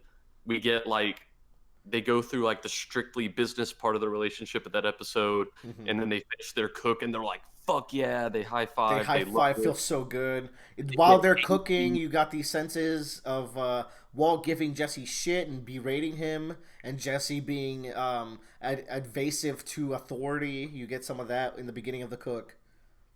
Yeah, and then, like, by the end of the episode, we also get the aspects of they, on some level, feel like family. It's like a father-son type deal. It's when Walt reveals that his cancer is back out of remission. Yeah. And Jesse lets out this story about his aunt. No, is it at this point? Yeah, he's like, I used to take care of my aunt, and she had cancer, and that's how I know. Oh, yeah. He doesn't tell the raccoon story until later. But, like, it was this really nice bonding moment. Let's step into El Camino for the first time. Yeah. In El Camino, we get a flashback directly after this scene. Yeah, like right after the events of 9 Days Out. Yeah, they're at the hotel getting separate rooms like they said. Something really interesting about this is you gotta keep in mind. I've seen some complaints where it's like Walt will never say what he did in this scene because he doesn't admit that until the end of the series. This is the closest Walt has come to his mortality, to where like he really walked out into the desert, stared off into the nothingness, and just thought to himself like, "This is the end. We're Yeah. gonna die here." He needed Jesse's motivation to build the battery. Um, and as he's talking to Jesse, he's doing something that they never really do, and it's talking about Jesse's future. They very rarely really talk about Jesse's future. The only other times I can really think about them doing this is when he's talking about his future with Andrea later on in the series. Um, this is interesting because this lets Jesse kind of talk about his life, and it lets Walter at that moment, after this post-death almost moment, kind of reflect on how young Jesse is and how much life he has to go. And he says probably the best line in the movie, and a line that completely encapsulates and reminds me why Walter White's such a good character, where he's like, "You're lucky you didn't have to wait your whole life to do something special." Yeah, and like God. it's I'm getting goosebumps, but like that's Walt like almost admitting to himself why he's really doing all this. The way I see this is in a small moment of clarity.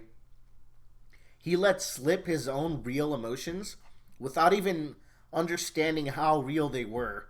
And that's why I think it works for him to say this at this point, is because of the events of 9 Days Out. I can believe him letting that slip. You were gonna say something? Yeah, it's just like he might not have even really known what he was saying.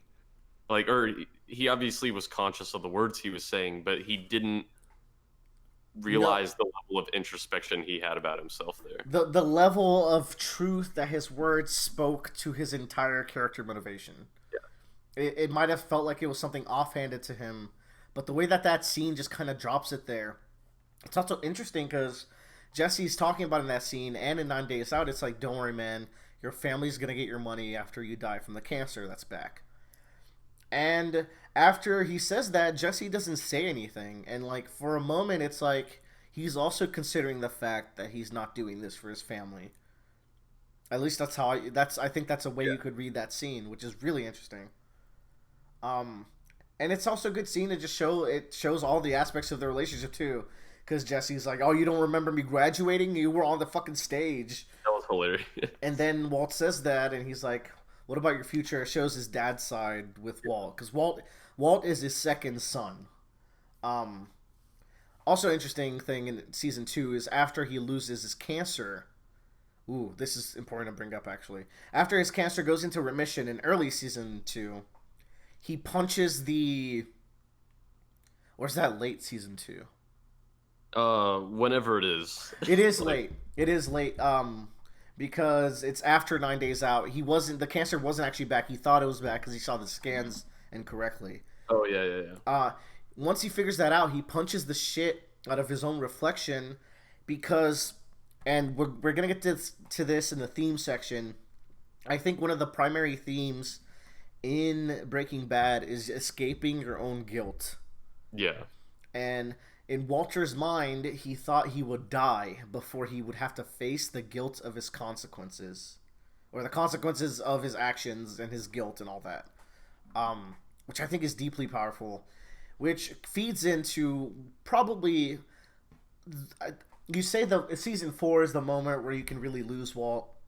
I think if you look back on it, and it's amazing that season three was able to reverse our opinions on this, but the moment he lets Jane die is such a disgusting, vile moment. Oh And it's like that this is the moment your soul has died. yeah. That was like that's to this day it's still like top three best moments in Breaking Bad for me. And I Yeah. remember sitting there while she was like dying, and I consciously thought to myself, I was like, "This is Breaking Bad." Yeah, Like, I think that's the quintessential Breaking Bad moment. Um, so incredible. Season 3, I don't. How do they do it, man? Because season 3 kind of makes you forget about that, and because and kind of he forgive him.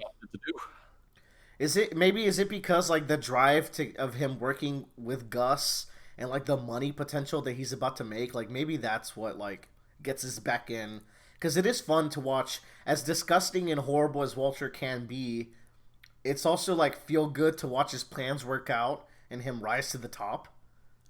So maybe that's part of like what draws us back into his character at that point. Also, Skylar has found out about him, so you kind of feel somewhat bad. We'll talk about Skylar Yeah. in a bit too. And his working relationship with Gus does not go well. Um, Very early on, he doesn't like working with Gale. He understands that Gale is kind of learning his own recipe. It's not going to work out. He gets Jesse to work with him. Jesse, at this point, is really already beaten up by the fact that he lost. What the fuck's her name? I just said it. Jane. Yes. He's convinced it's his fault. Yeah. And Walter goes on and pushes him to kill Gale in the final play of season 3 in one of the best double episode 1-2 punches. And here he is, like, for his own survival and Jesse's survival too. You're like, I do generally think he cares about Jesse. Some people will swear by the fact that he was using him all along. I definitely think they had like a deeper emotional bond, but he's also like, he can be a piece of shit to Jesse. It's an abusive relationship, and he drives them into a bigger depression just to keep their survival. You get the amazing box cutter moment, and season 4 is just equally as tense. Where like it's like, well, we're gonna keep working here because Gus has no other options, but also, as soon as he finds a good way to kill me, he will. And that kind of drives him to do horrible things, like say poisoning Brock to get Jesse on his side. That was the reveal that he actually indeed he indeed poisoned Brock. Was the moment where Walt was just he was firmly in that monster territory and was never going to get out of it for me.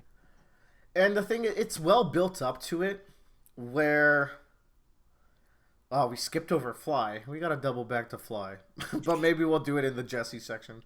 Um, it's important that like I felt the build up to this was really good because he was losing Jesse, because Gus was playing them against each other. He was put in a situation where his own ego and Hank's pressure was making it impossible for either him or Hank to both live through the situation. And it just becomes this thing where like you build up to the crawl space moment, which is one of the best moments in television.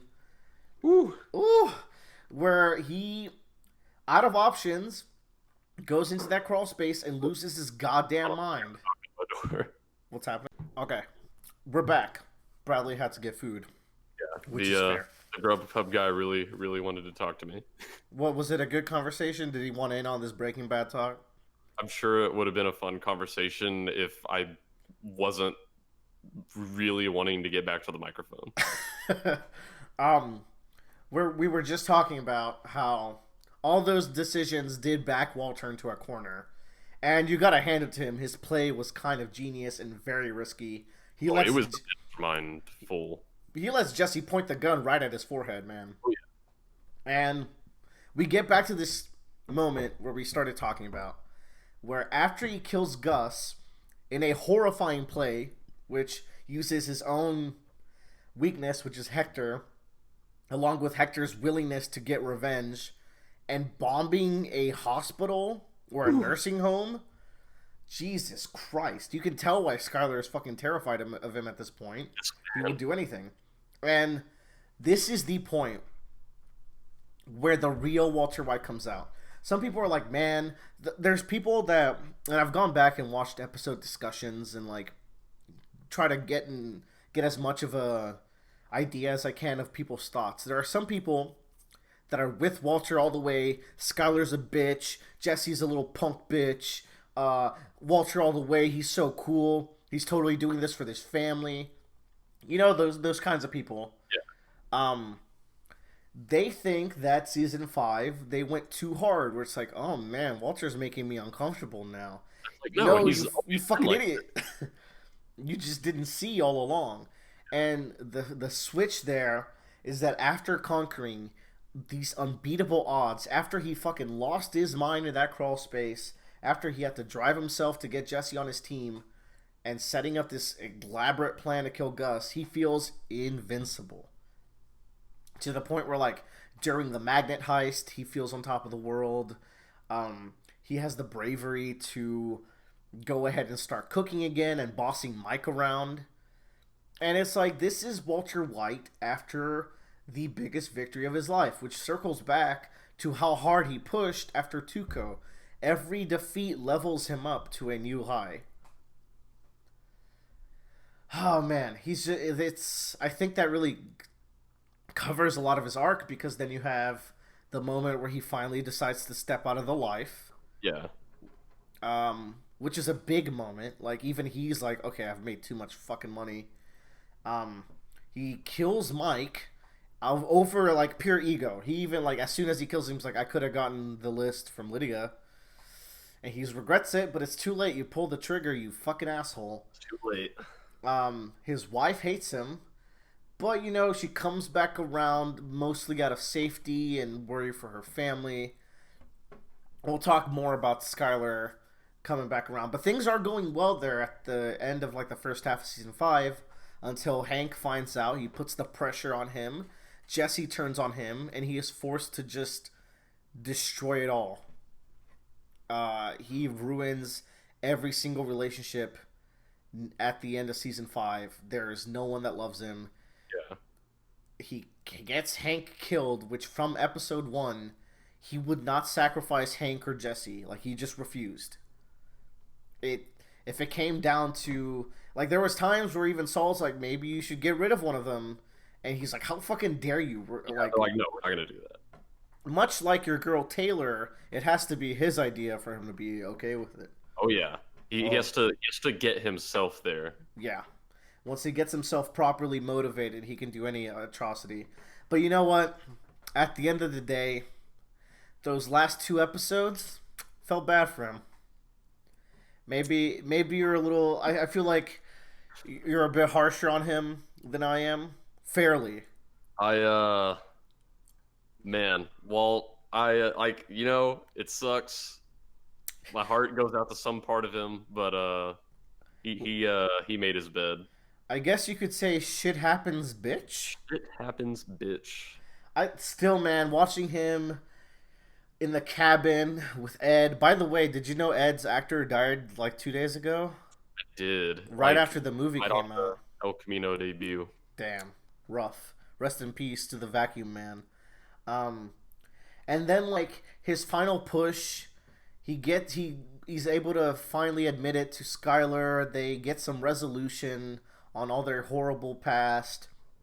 He even gets some sort of guilt for, I guess, what he did to Jesse. He frees him after he sees just how terrible his life became. And it's like, that is such a tragic end for a man who turned himself into a monster, or unleashed the most monstrous sides of himself. Walter. You son of a bitch. Oh, what good analysis. Do you have any closing thoughts on Walter? Because we got to move on to some of these other boys.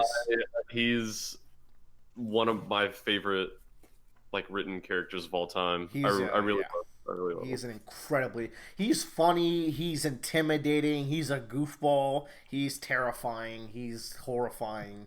He's got it all, ladies. What a package. And that Bryan Cranston beard, you know, it's iconic now. Let's talk about Jesse.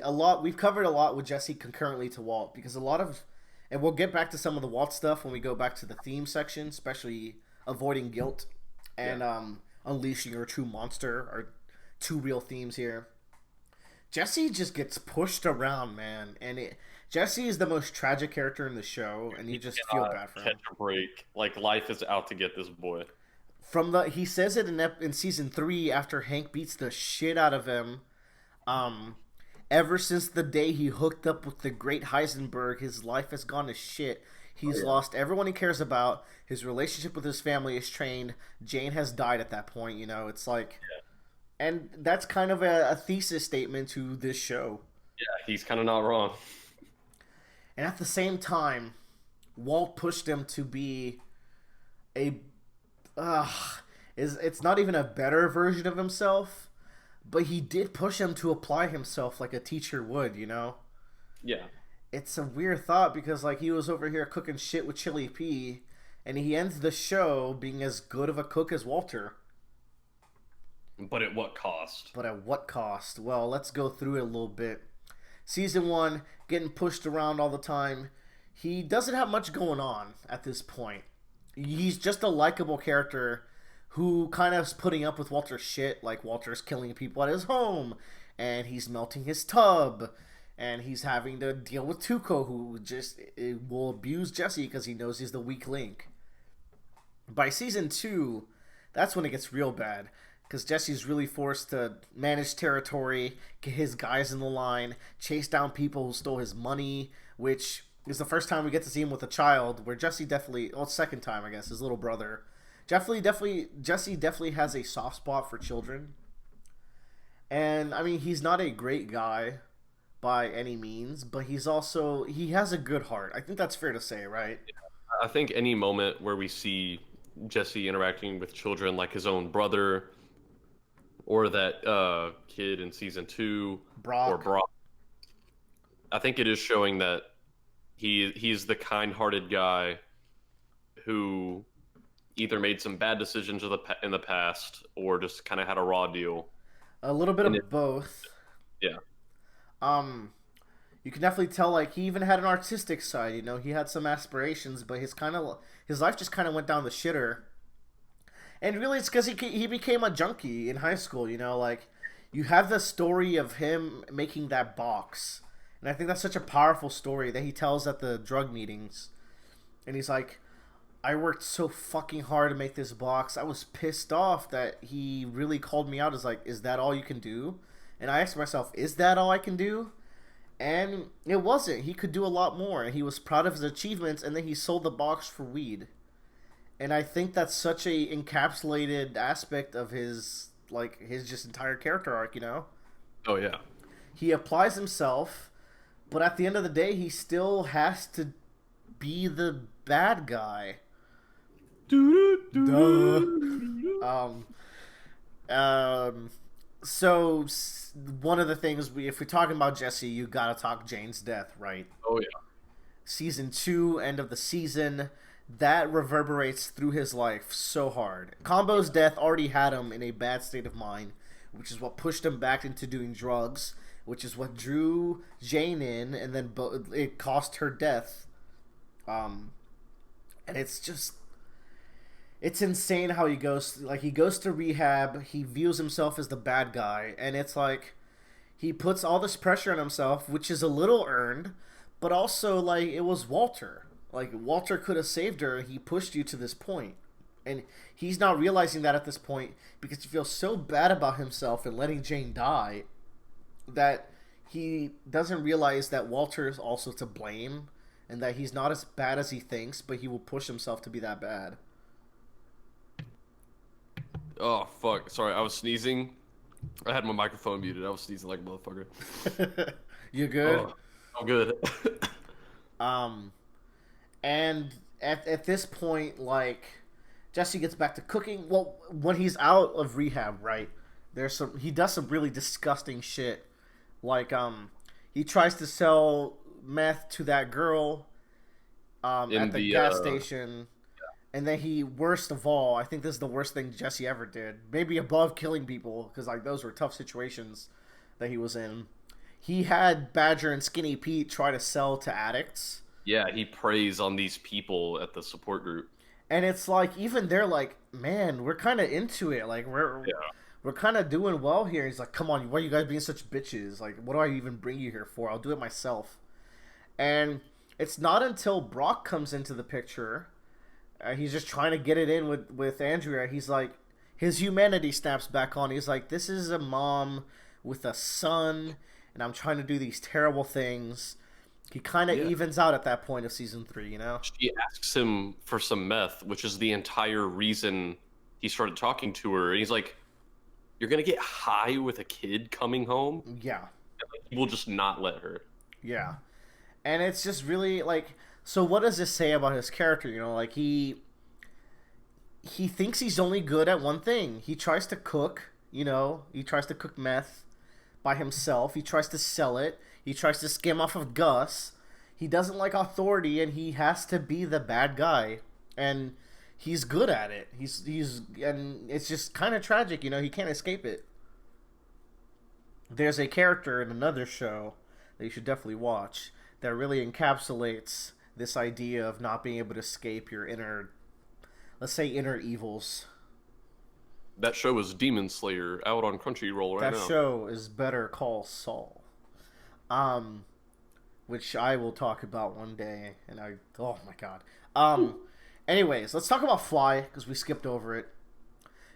People don't like Fly. Some people don't. Those people are subhuman brainlets. I'm glad it's finally out into the world. Because you know what, Bradley? You're right. Fly is genius. The same people that don't like Fly are the people that don't like El Camino because they're like, "Oh, this didn't need to exist." I've seen quite a few of those. And I'm like, "Oh, you probably didn't like Fly because you're one of them." Here's why I think Fly is genius. It ties into the theme of guilt so hard where the fly itself is a symbol of Walter's guilt, and as well as the symbol of his deteriorating control of the situation. He can't kill this fly, and he also can't take control of being under Gus's thumbs, and it's just all manifesting into this symbolism and this great episode of just Walt and Jesse. You get to see so much of the relationship. You get to see Walt when he's kind of like sort of high from resisting his sleep meds that Jesse tricks him into taking. You see him almost come out with the truth, and you can tell that's the moment of guilt that will eat away at him. The guilt that he can't escape is that. Yeah, and like the fly representing this guilt, Jesse can't see or notice the fly in the episode until the topic of conversation moves to something that makes him feel guilt. Shit, did he only see it after Jane comes up the first time? The whole episode, he's like, how do we even know there's a fucking fly in here? I haven't seen a fly the whole time. And then they kind of lay down and they start talking about life. And whenever the topic finally moves to these things that make Jesse uncomfortable, he sees the fly and he's like, holy shit, we have to kill it. Didn't it come up earlier, though? I remember that scene where he smacks Walter in the face. That was my understanding of it. I watched it last week, but I also was doing other stuff while I was watching it. I need to rewatch that because one thing we can say for sure is the fly is more prominently there when all that guilt is coming up. That's when it comes into a vulnerable spot. So at least it has that going for it. And also the fly, there was another aspect of Walt it represents. He's talking about his guilt. The fly is there at the end of the episode. No matter what they do, it's still flashing in the corner of his mind. And Walt just kind of stares up to it, that realization that he can't escape it. Oh, yeah. And it's, oh man, it's incredible. That episode, one of my favorites. We'll talk about some other bangers coming out down the line. But, okay, Jesse kills Gale. That really fucks him up. He parties for days straight until Mike can straighten him up. And this starts a really cool relationship of Mike and Jesse, which I really enjoy. Because at the end of the day, Jesse's a good, loyal dude. And while Gus just tried to use that as a move, the way that he bonds with Mike and the way that he eventually bonds with Gus and Gus comes to trust him just shows you that, like, even someone who said, I will never work with a junkie, will go on to see this value in Jesse. And even Hank utilizes this loyalty and honestly abuses it. But then again, everyone did. Walt abused his loyalty, Gus abused his loyalty, and Hank abused his loyalty. Jesse's just too good for this world. At the end of the show, the state that Jesse's in is horrifying. Oh yeah. Having to be forced as a drug slave for a whole year with fucking Todd. Ooh. Fucking shoots a child, Todd. God damn. We can talk a little bit about that because, like, the moment where Jesse finally breaks free of Walter is after the death of Drew Sharp. Walter is still pushing. He still wants his empire. You get that amazing scene of him at the Walt's residence having dinner with them, which is such a good scene. Um, and it's like, he's like, no, I can't keep going. Walter's mad. He won't give him any money. And it's only after Walt kills all of the men in one of the best scenes in the show, where he kills all of the people who were liable to snitch in Yeah. 2 minutes. At that point, Walter gets to, get his life straight, and he eventually reconnects with Jesse there at the end, which is right before shit really hits the fan in the second half of season 2, where Jesse has all this blood money. His guilt has come back to him. He can't take it. He's just trying to get rid of it, and that gets him contact into Hank, and the rest is history. Which I guess leads us into El Camino talk. This will be the bulk of the El Camino talk. I really love this movie, Bradley. What did you think?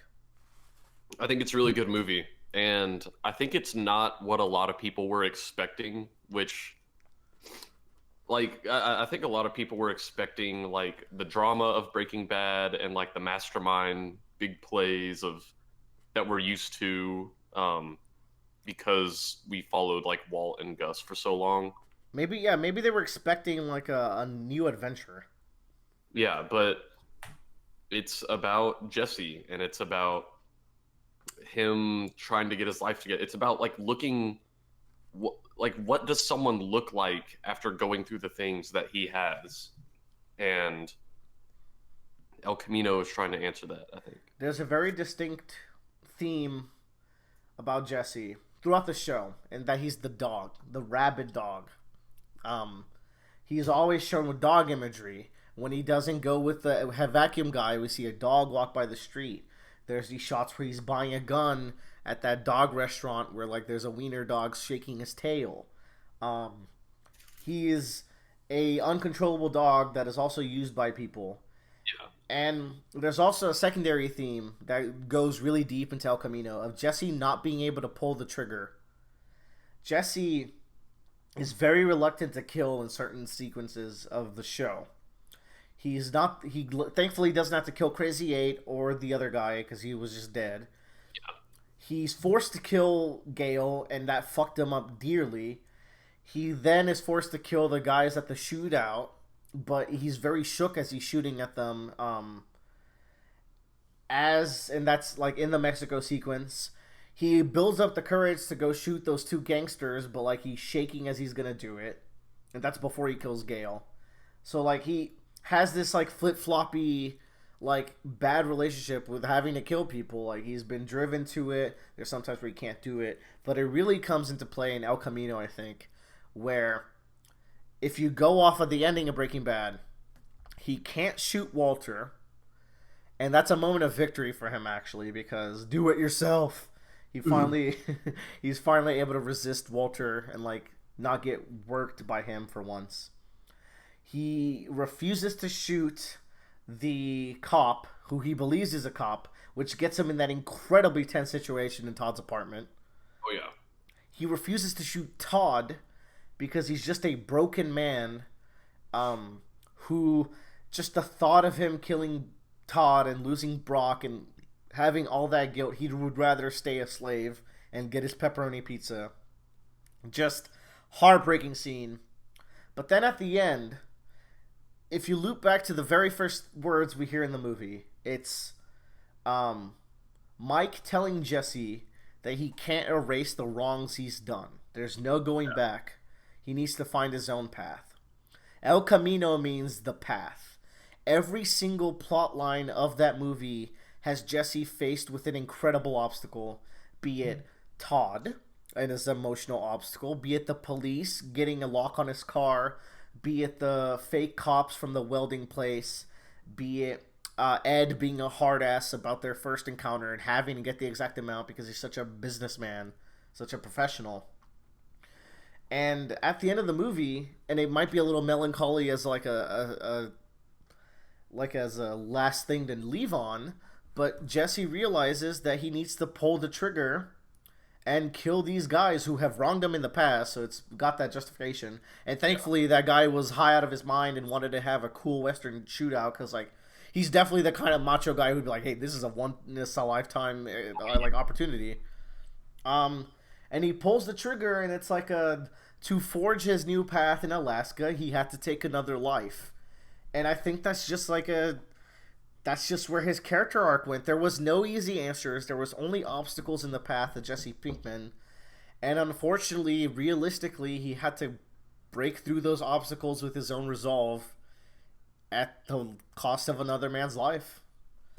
And it's just like, you know what, Jesse? I understand. It wasn't easy for you at any point. So yeah, why don't you people think about that instead of going how come he didn't get to shoot Walter in the movie? um, I also really like Jesse saying to his family that a really emotional scene where he's like, "Don't be sad. You did as much as you could." Oh yeah, because like I thought what he was going to say was "I'm sorry." What he actually said was a million times better and probably what his parents actually needed to hear. Yeah. Because they heard him say "I'm sorry" probably hundreds of times. Yeah. And this was a realization on his part that I did fuck up and you guys tried your best. Which is like really powerful because when he's left his parents off in Breaking Bad, it was like very bittersweet because he had to trick them into getting their house. You know, like that was like a last fuck you, and that's the last we saw of him. Which is very disheartening, but I'm glad he got that closure. That movie was a very good closure to Jesse, to his themes, and to his character arc. Jesse good. Those are the two main characters. Let's talk about Hank. Give me some Hank thoughts. So from episode 1, like for me, it was a given that eventually Hank was going to find out about Walt. Like there's no way he was going to. And there's so many fun scenes of him like the hints hitting him in the face, but he just can't see Walter in that way. Yeah, and Hank gets really cool. He gets his really own cool development as the show goes on. Mostly like season 3-ish is when it really starts with the cousins. Yeah, I think the thing I like most about Hank's character arc is that he is very much like the Macho Man, and he is like a total superstar in his particular department. And we get parts of the show that challenge that, where he transfers to a place where he's not the superstar and he doesn't know where he belongs. And early in the show, he has totally dominated these people in drug busts or in shootouts before.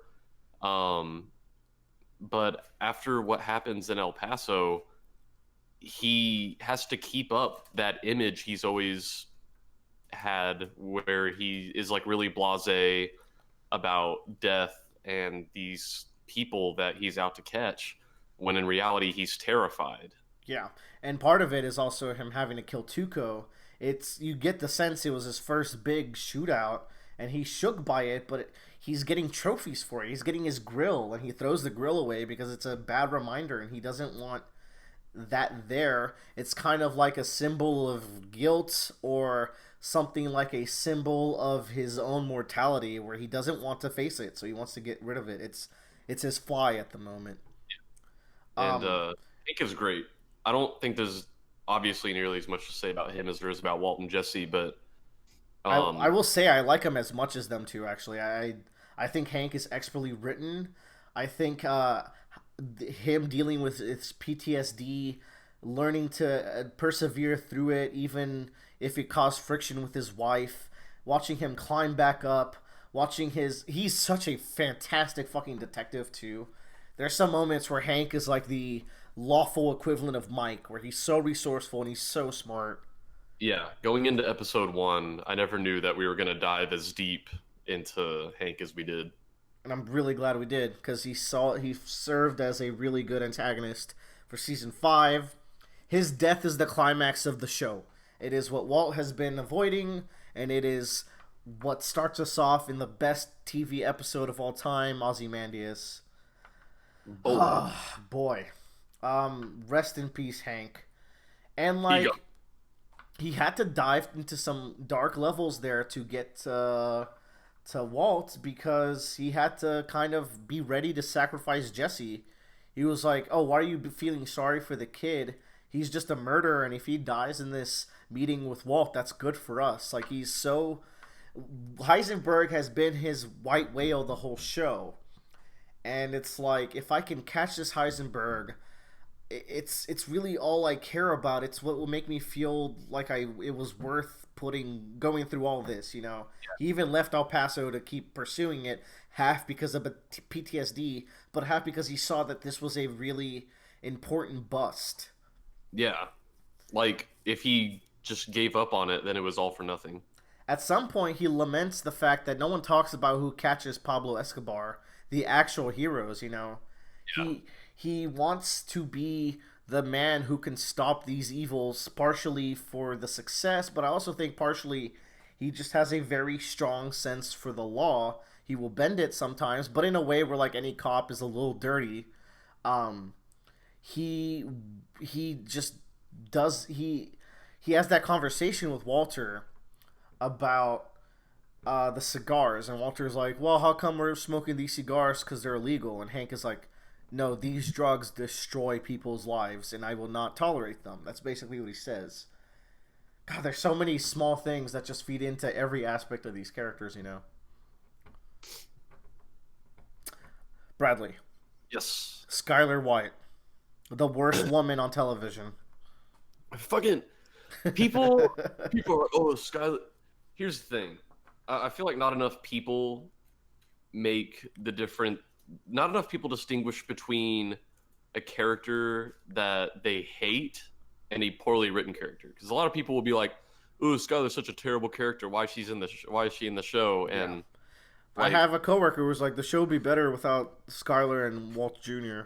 it's like no, like she has to be there, and I feel like a huge reason Skylar is so hateable is that we follow Walt so much, and so I think even if we recognize his faults as a person, we're still either consciously or subconsciously on his side. So whenever she grills him, we're like, "Fuck off."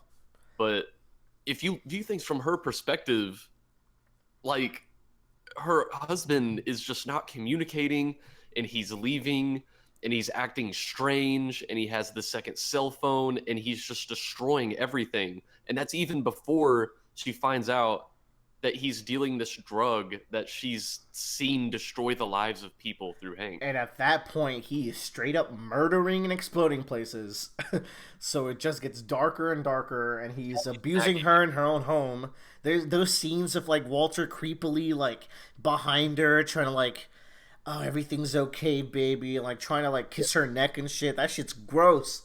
But Skylar's naggy. Now here's the thing: Skylar is really annoying in the first few episodes, but like they're also in a bad situation. She's like, "Well, that's the credit card we don't use," so she's definitely like written to be a little bit annoying. But also like she has so many positive traits, where she's a good mom, she's supportive to Walt, despite the fact that he never amounted to anything, and she just has, and her son has, is it cerebral palsy that Walt Jr. has? Cerebral palsy, yes. And like she's taking it all by stride. She's supportive for the cancer, you know.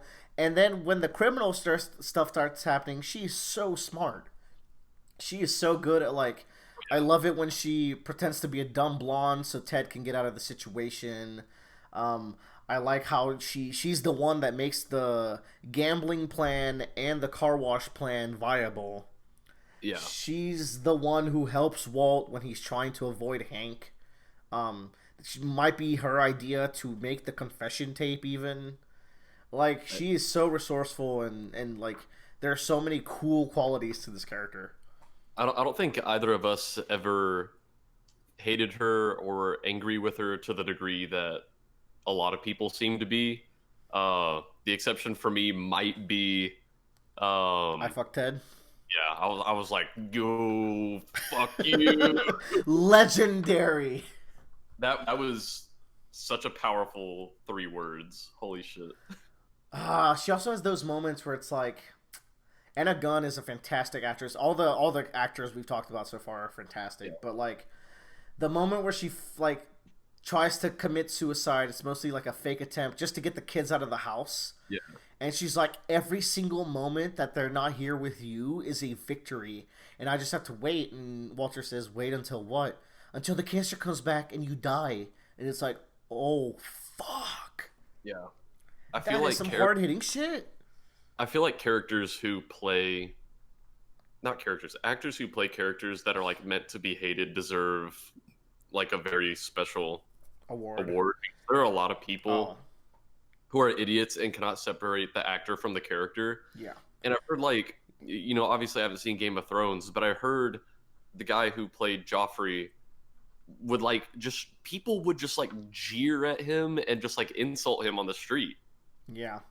And he's like people are idiots. Bradley, those people do not like Fly and also don't like JoJo's Part 6. Subhuman Don't brainless. think they're subhuman. Just don't worry about them. What else? Yeah, Skylar's great. I feel like a lot of people I feel like I've seen this a lot where like on rewatch, knowing the evil within Walter helps you really kind of understand and appreciate Skylar. And that's when I really started to like I went from like, oh, she's a cool character to like, oh, she's a really good character Oh, yeah. on rewatches. Those are all the main characters, I think. There's Marie. She's fun. I've seen some analysis where like Marie is like a mirror to Walter, but she's not as criminal. Where like she lashes out at the world and commits petty crimes to feel better about herself. I think she's just a fun character though. Like she's very funny and adds like a nice flavor texture to I the was gonna family. say that I definitely viewed her as a a very very very scaled down version of Walter. Yes. Um, but she is able to kind of give an amount of self reflection to know that okay, these things I'm doing, I don't have to do them. If that makes sense. Yeah, absolutely.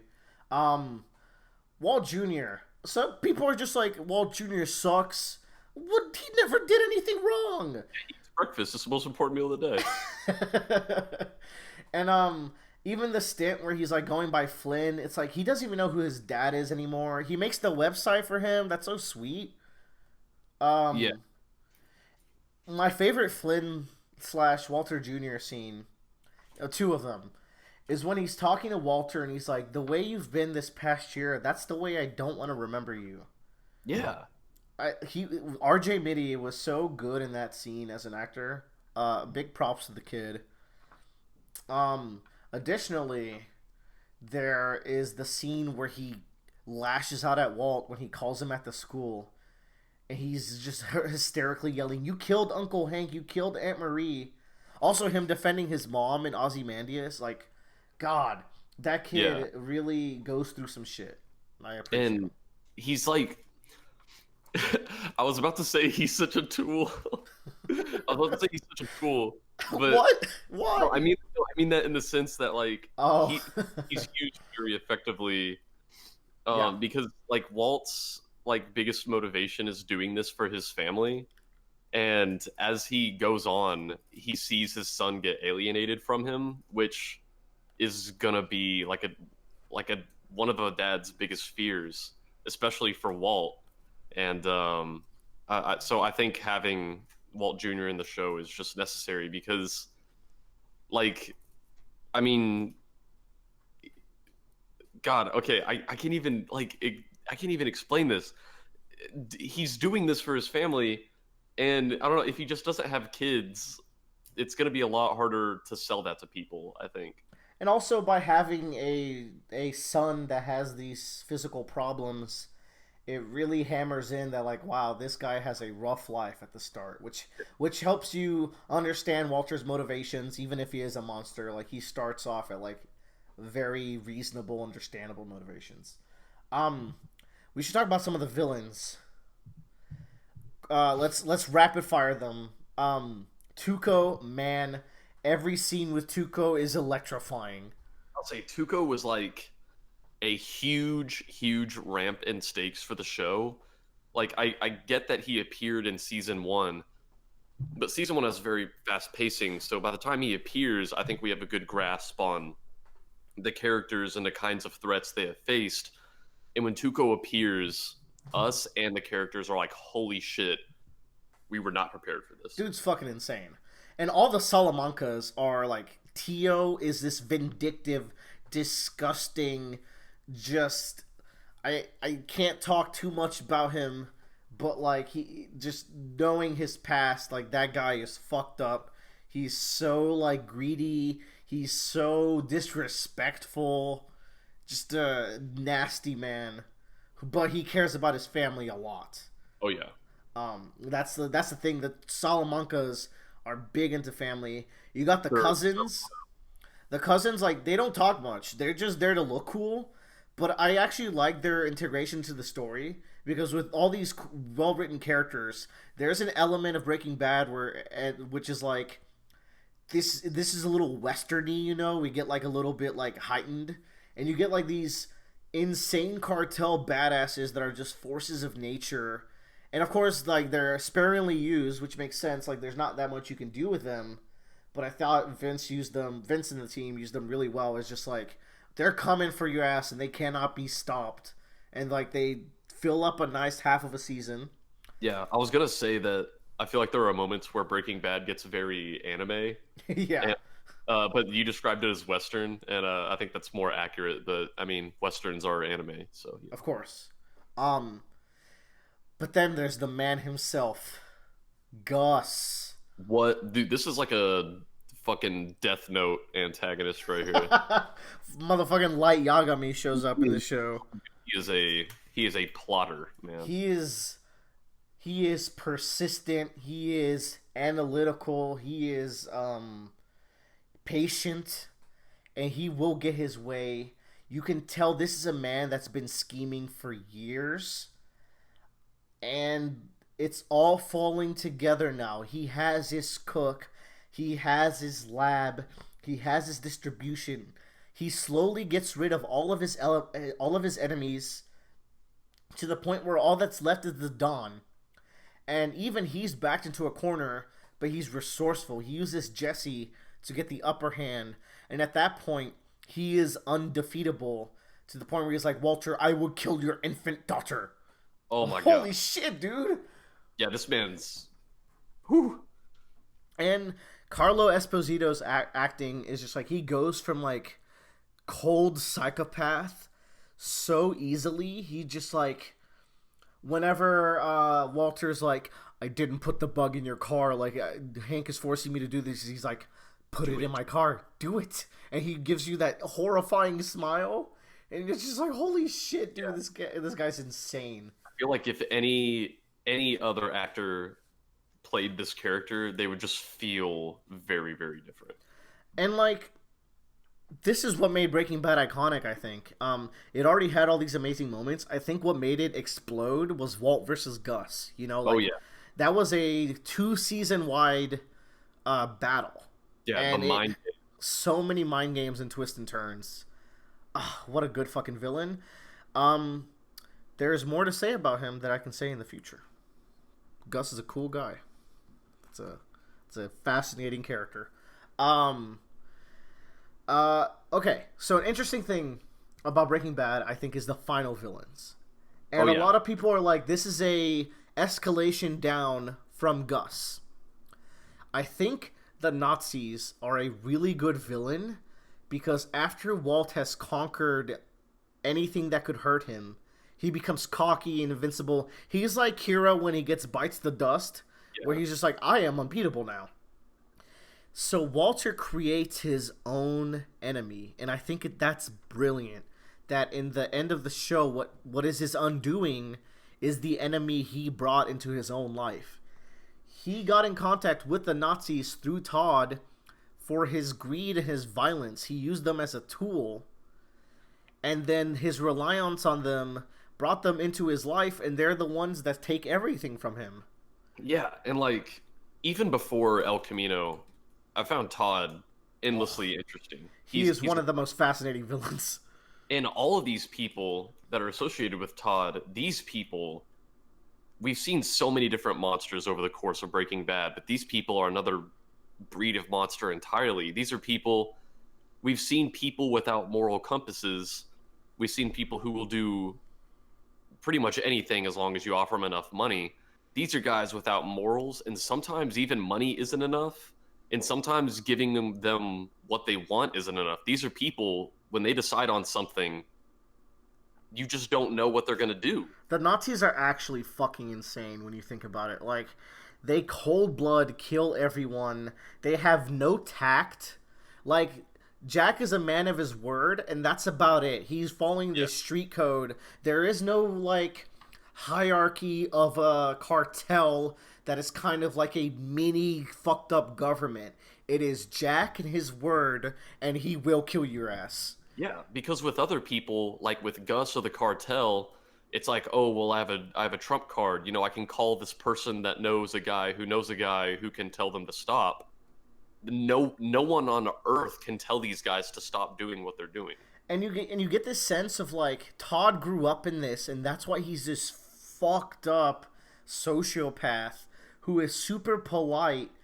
And is Todd even like evil? He's just like so apathetic to human life.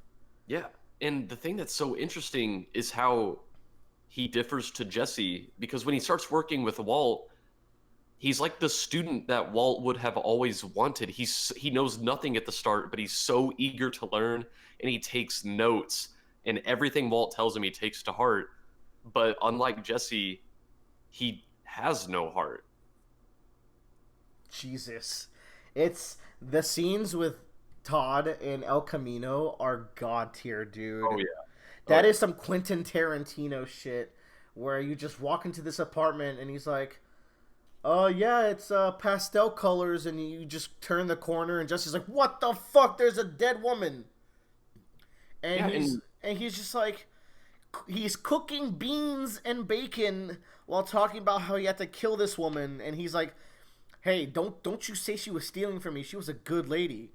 Just yeah, it's not like, oh, she was a bitch, she deserved it. It was like he's like, I'm sorry I had to do it. Like, she was so nice, but what choice did I have? And this is so in line with when he killed Drew Sharp. He's like, yeah, you guys said that we could not let anyone see. I put myself like for the mission. I thought about us. And you can almost understand where he's coming from. Like, when you come down to it, did Todd not do the right thing at the train heist, like as a criminal? It's just so fucked up to think about. It's his lack of remorse that is extra, like, messed up, and his lack of hesitation. Yeah, it's not what he did it's how so he much did it. as the fact that, like, it occurred to him to do that in the first place. And, like, without hesitation, without asking anyone. Oh, my God. Also, he was so fat in El Camino. I'll say, like, the first thing I saw when looking up El Camino discussion is, like, man, I didn't expect to see this much Todd. And I'm not talking about screen time. He's great, though. What a good actor. Unnerving. I love Todd very much. I love Lydia. She's super fun. I love how haywire she is and like how business she is. I'm not gonna talk about her for too much. Just know that she's one of my favorite characters as well. She's delightful. Yeah, I would be hard pressed to find a character in the show that I didn't like. Skinny Pete and Badger, especially good in El Camino, man. Skinny Pete's, bro, you're my hero. Almost like got a tear out of me. That hits so hard. It's like, as I've been rewatching the show, they just look up to Jesse like a god sometimes. Like, sometimes they will go weeks without seeing him, and they'll just be like, "Yo, man, what have you been up to? Oh, man, I bet you have, like, the best shit ever. Like, oh, what are we doing now? Are we going to start a new empire?" Like, yeah, they're so down for it. Shit. But also, they don't just view him as a tool to sell or get meth. They're also his friends. They've presumably known him since they were little, or at least high Or high school. school maybe, or like right after high school, you know. Yeah.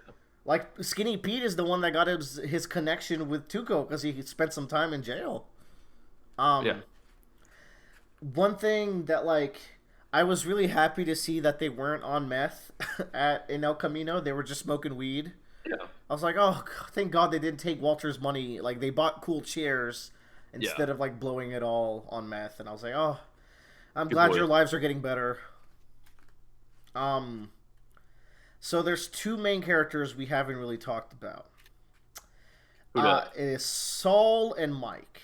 Now, We should save this for the Better Call Saul hear me talk. out. Yeah, you know now that Mike is a big part of Better Call Saul. When I say big part, he's half of it.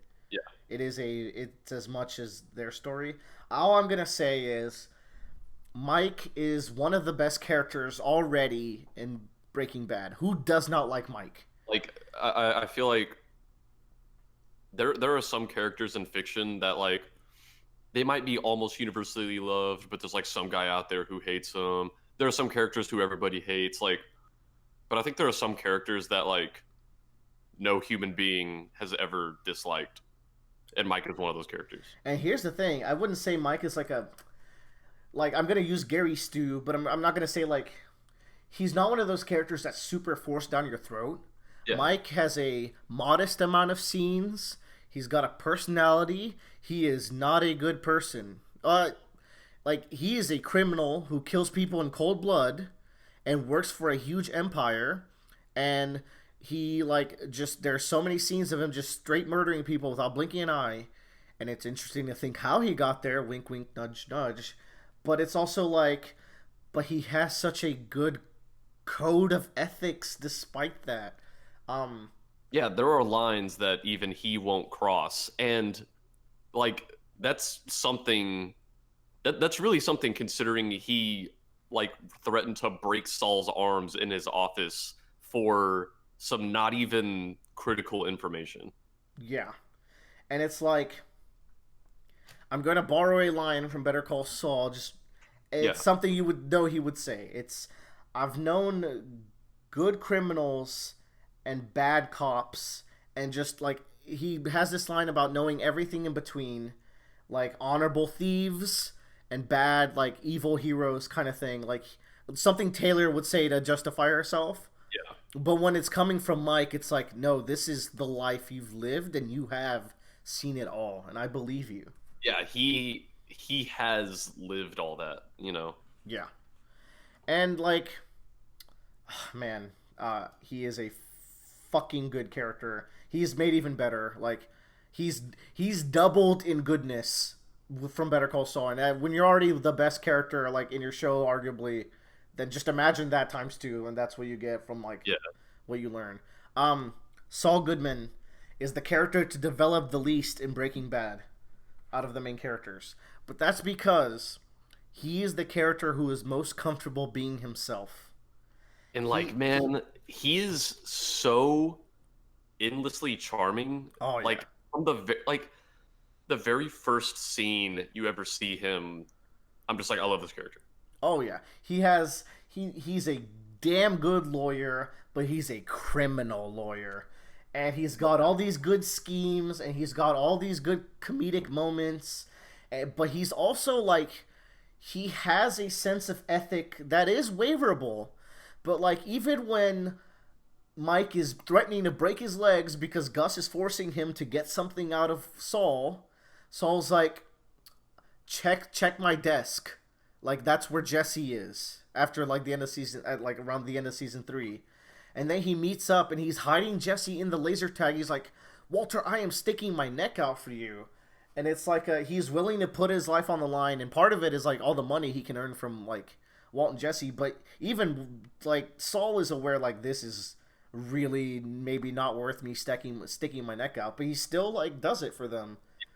And man, one thing I love about Saul, there are certain characters in works that I like it when they have kind of a static moral compass. And I say Saul has a static moral compass in Breaking Bad because I feel like by the time in his timeline that we're in Breaking Bad, he knows who he is. He knows what he is okay with and what he's not okay with.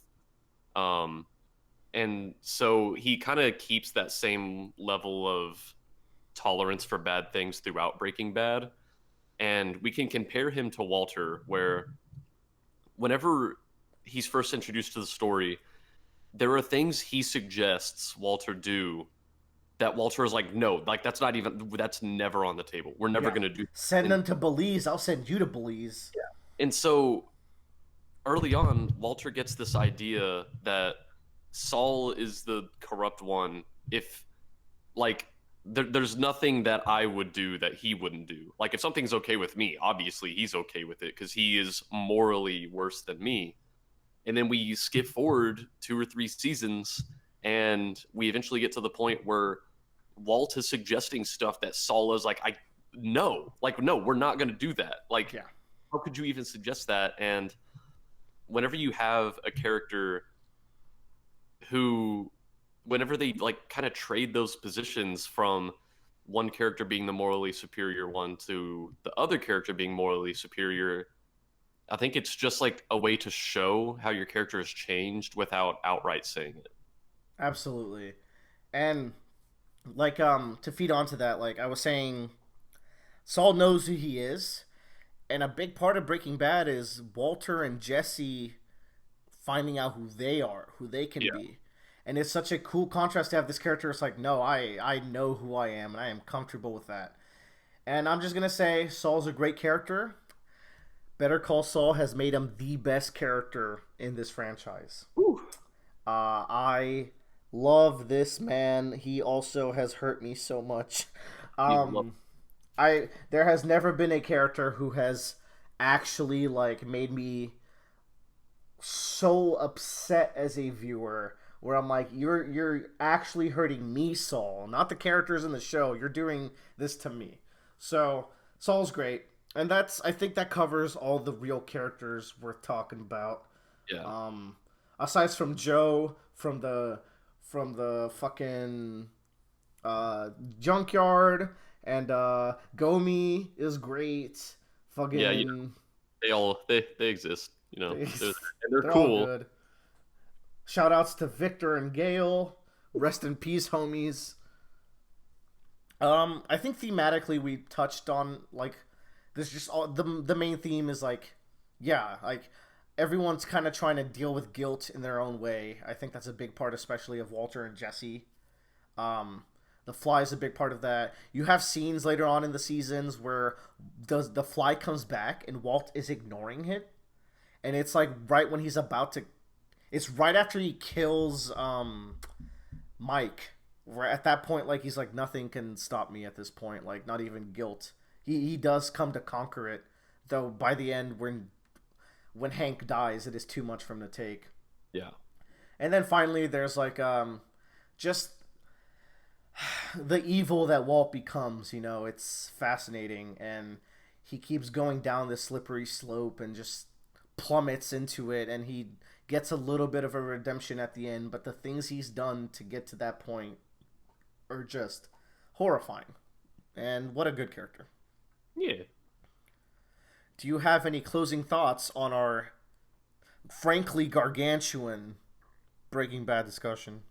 Yeah. I think as far as like what is Breaking Bad about, I think a lot of people for a lot of people and also me for a really long time, it's kind of among other themes, it's kind of like, you know, that kind of doing wrong things for the right reason kind of themes. And I don't know if that's the case anymore. I think the show makes a case for itself and acknowledges that, like, no, Walter wasn't doing the wrong things for the right reasons. He was doing the wrong things for the wrong reasons. And I think it is much more about guilt than trying to justify doing bad things. Yeah. And The escaping of guilt. yeah, there's a And lot of rejection of it. comparing between characters who may do equivalently bad things, but some of them feel guilt, like Jesse, and some of them don't, like Walt. and Yeah. I think that's what the show's about. Those themes carry on to other shows Yeah. also, and I'll raise you one. In the very first episode, you get the idea that chemistry is the study of change, and Breaking Bad is the study of change. Boom. You know what? Let's just drop it there. I think that's a good one to end it on. Breaking Bad, go watch it. Please go watch it. If you're listening to this still and you haven't watched the show, I'm sorry. And keeping on track with the Wheeler and Bradley Power Hour or two, I read so much Worm, or rather, I listened to it. Yeah, this is our famous segment. Take that, you worm. You all know the name by now. I made that up. No one knows the name. Everyone knows the name. You know, comment, smash like if you know the name. Comment the words smash like if you know the name. Before we actually do the segment, we have a PSA where earlier today. Oh yeah. I was reading through the massive trove of. There's like a Word of God repository for Worm that is like as long as Worm itself, which is an exaggeration, but only barely. I was about to say, are you fucking serious? And I found a Word of God on Crawler's testicles because when I say there's a Word of God for everything, there's a Word of God for just about everything. That's and ridiculous. I sent Crawler's testicles to Willer. And Thank you for that. yeah, and we got back on the subject of what the fuck is the deal with Crawler? Because and I put a post on the subreddit about this today before we started recording because we were hoping we could get an answer to this before we started talking about Worm today. And it was like, Crawler's chest is described as being 10 feet deep from front to back, and he's probably much longer than that from head to tail. But in Imp's interlude, he's like inside of an apartment, just like chilling there with the rest of the nine. So I was like, what does this apartment look like? How did he get in there? We need a Word of God on this apartment, what it looks like, or like, is there a hole in the side of the building that he crawled in? We don't know. So, everyone, give us your theories, your fan theories. Wild Bow, if you're out there, I really need this. This is a more important Word of God than any other question you've ever answered. Wild Bow, this might save Crawler for me. It's important. Yeah. So, I'm a little underwhelmed at all the answers. My favorite one didn't even really answer the question. It was just when Crawler sits around the house, he really sits around the house.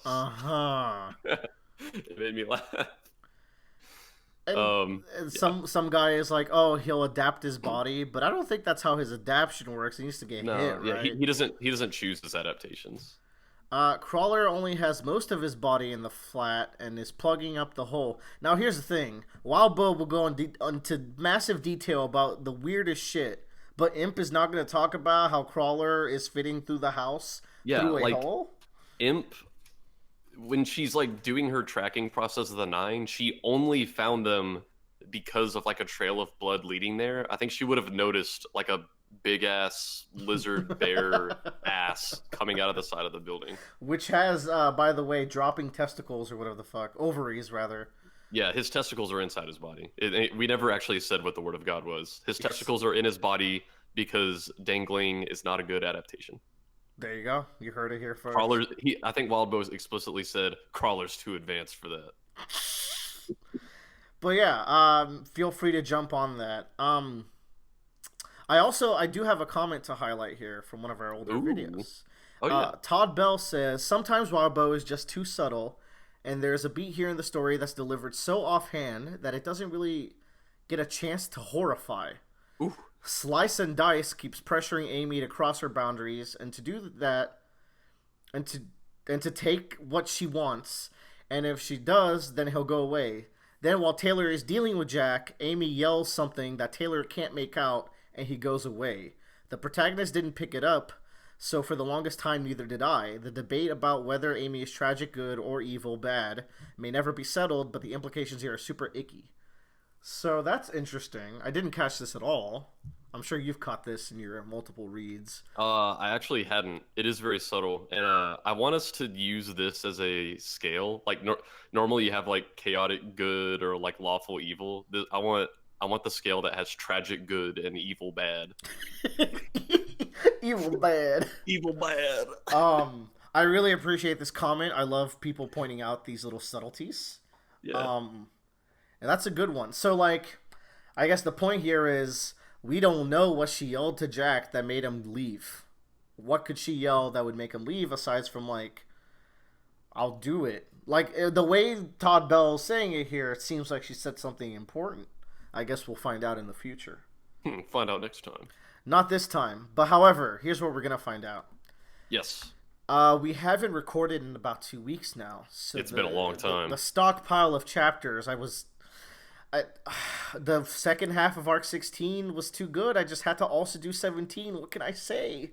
Whew. Some people were like, oh, you say the Simurgh is coming up. Boy, you don't even know. I know now. Yeah. I know now how right I was.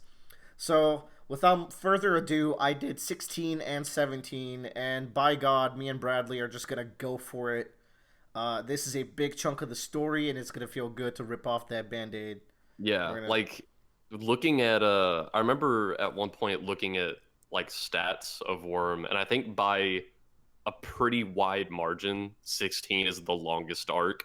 I cannot express to you and the people at home how happy I am to get past Arc 16. I feel like I've actually finally made a true dent into Worm.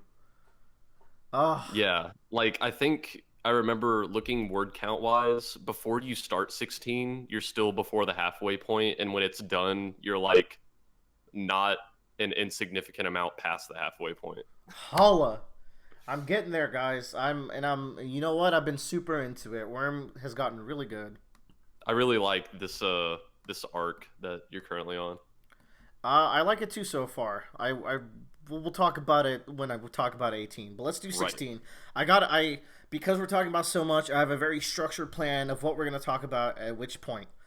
First of all, Piggo interlude plus her capture. So during that interlude, you were like, man, I really like this interlude coming up. I was going through it and I was like, man, being a PRT just sucks. And it was at the end where she reveals who she is that it's like, oh, this explains kind of everything, and also paints Piggo as really tragic, to where she lost her future because, in general, like, she views these superhero people as monsters, where when they fight, innocent, normal people get caught in the struggle and get horribly mangled, and just Nilbogs out here making children that'll just eat your ass. And it's like, I can totally understand why she has such a harsh stance on capes now.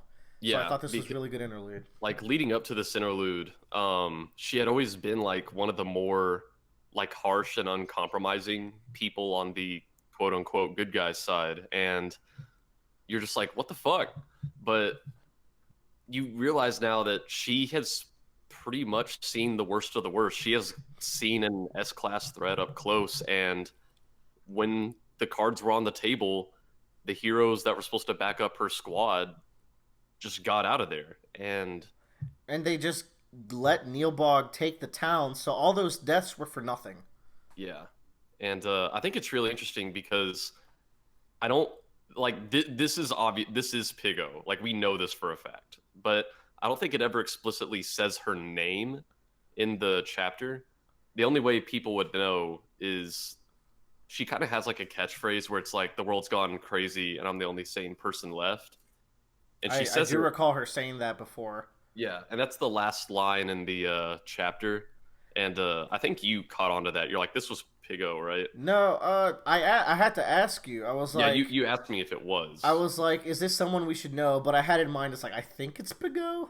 Yeah, and so, like, sometimes I worry that Wild Bow might be too subtle, because obviously not everyone is going to pick up on that. But for the people who do, it's really cool. Like, oh, I bet that's Piggo. But man, what if you go through this story never picking that up? And like, I feel like Piggo loses such a important part of her character if you do that. You know, it's so important for her character that you understand this is her interlude. So I always worry if that's too subtle. I also want to talk a little bit about when she gets captured. Yes, Oh, we didn't go through the summaries, but you know what? There's just no time. people Um, know. when she gets captured, I really like how she is turning the table on both Tattletale and Taylor. Which chapter was that? Um, Probably like 16.3 or something like that. yeah, it was 16.3. So one of the lines I really like there is, "Will you explain away every evil you've done and only count the things you want?" Um, which is a semi-fair and kind of unfair critique on Skitter, where she does take responsibility for some of the things she does, but she also has a tendency to justify anything she does and only just explain it away. So Pigo kind of has a read on her, but it's not 100%. Yeah, And just in general, you kind of have to be in awe of how she just does not give a fuck. yeah, she's probably been in. You almost have to wonder if she's been in a situation like this before. And she's like, "I know I'm ugly, and I know I'm fat, and I know I'm hideous. And no matter what you say, you can't get to me." It's like, oh, your Damn, self girl. esteem is shit. I feel so bad because I also know how you got here. Oh yeah. Which one came first? Was it the interlude? This came Yeah, it immediately, was right after the interlude. Yeah, which that kind of reminds me of having like the Ward interlude arc, and then we immediately have the Undersiders like kick their fight ass. infiltrate them. Yeah. So you're like, Um, oh, I don't know. I one thing that I think Pigot sees capes as what Wildbow is thematically trying to represent them as. At least that's the read that I get, where there are people trapped with their own trauma who trample others in their battles. And maybe that's not like the big theme that's going on here, but based on everything that we have seen, and especially seeing so much from the villain perspective primarily, I think this story has justified her worldview pretty clearly. Where, yeah, it's all these people who are fucked up from their trauma, and they fight, and people get stung and drowned and fucking blown up by time bombs, and it's just like in their struggles, Mannequin is just tearing people's heads apart, and just horrible things happen because these people are duking it out because they're all just troubled individuals. Yeah, I don't know if there's any one character who I think has a totally accurate view. I think they all have their own background and their own view on what's going on here. There is some Mm. truth in the way she sees the world, but um, I do think there are very very bad sides to these parahumans, but there are also really really good sides that we get to see. Um, so I do think there's some truth to her view, but I do think it is also still warped from her experience. Possibly, I'd have to lean with her view at my current state. It's I probably don't the think I'd one go. I'd align myself with the most. Um, the most I say. There's some parts here where Taylor is kind of more self-reflective, where she's aware of the way she rationalizes things, and she even admits that saving Dinah is partially to appease her own guilt. And I just thought those were good moments of introspection, introspection rather. Um, let's talk about. I'm gonna jump to the Calvert reveal. Yeah, How did you feel about this? Because I was a little mixed on it. Because as soon as his plan comes through, he just immediately becomes Calvert. He doesn't even try to be Coil anymore. yeah, And it's like, uh, sure, you say you have a lot of control on the situation, but it feels like you're just really revealing a lot of yourself that you don't really have to. It's like in Naruto, right? uh, when people take off their disguises, like they wear these hats, the Akatsuki does, where it's like shadowing their face, or like when the organization wears hoods, and then they reveal themselves once, and they never put the hoods back on ever again. So it's like, oh, these were just on for the viewer. I don't care that my identity is exposed now. Like that's the vibe I get when I see stuff like that.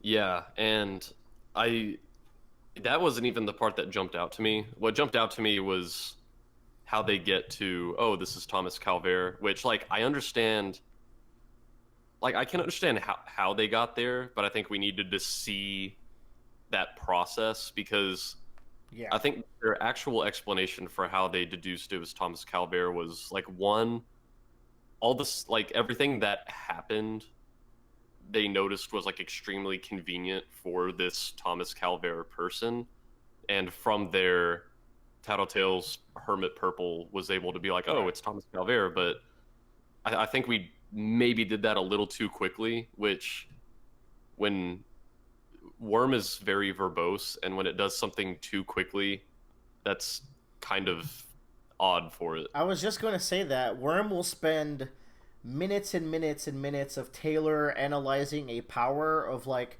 oh, Prism's doing this and this and this and this and this, but then they skip over a potentially interesting conversation and realization of the Undersiders figuring out that it's Calvert. I think it's interesting that you call him Calvert. Oh yeah, I don't know what it's. I don't know. There's The probably audiobook does call him Calvert. give me another word of God on this one. That's my word of God. Yeah, it's kind of odd. But some good shit comes out of this. Before we get to that, let me jump to the Defiant interlude. Ooh. Where I'm really bummed that Hook Wolf is just a straight up killer now. Like, he kind of lost all subtlety. I was a bit of a defender for him, where I was like, I can understand why he's doing all he does, and he has these positive traits. And now, he's just out here murdering people. And, like, he's just a part of the Nine now. He's not even there doing, like, his revenge thing that he said he was going to do. I know a big part of it is that he never got the cure for the, brain prion. Oh, what the fuck? That is interesting to think about. And Panacea noted, as she was making the cure, that if someone was not to get it, it would, like, continue to damage their brain outside of even the stuff that it was already making them forget. So I imagine he's just like... I hope that comes back if we see him again. I would like them to readdress this, because that'd be cool. So I almost wonder if he's, like, even still lucid at this point. And like, there's another part, yeah, where with Shatterbird not even there anymore, he lost his primary reason. And it's just, they conclude that Jack and Hookwolf's personalities are playing off each other in kind of like a mutually beneficial, where the benefit here is just the depravity of their souls. The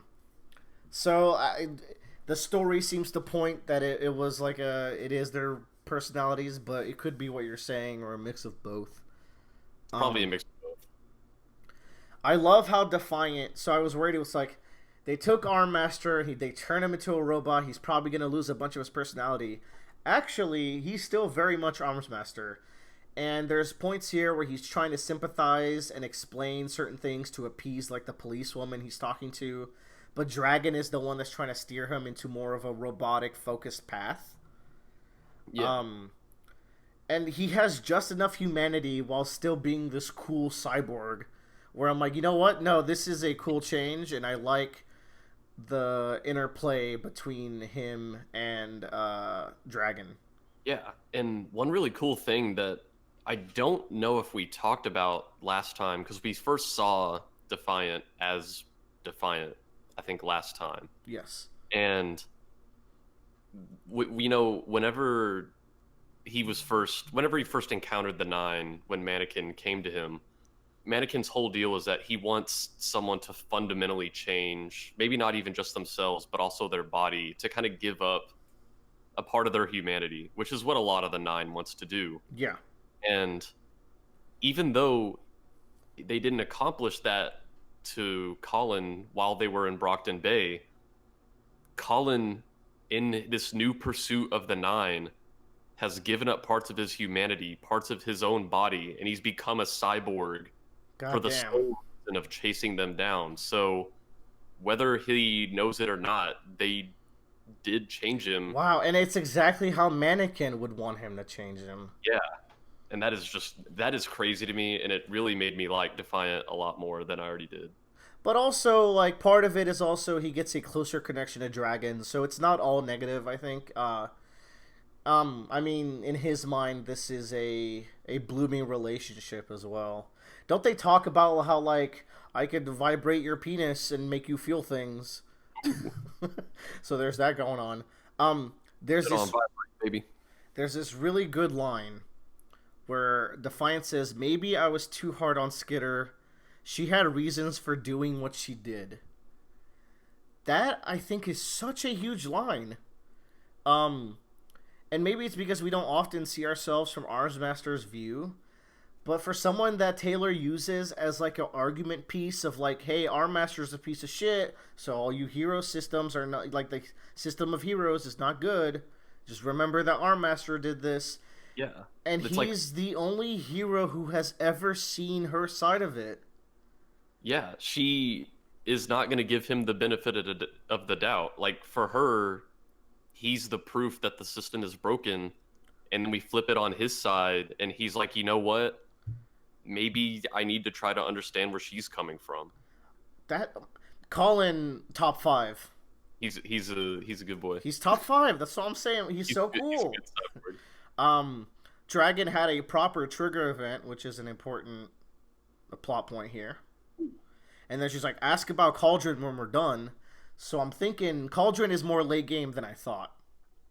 I was thinking they would be like before we started tackling some Endbringer and Noel stuff.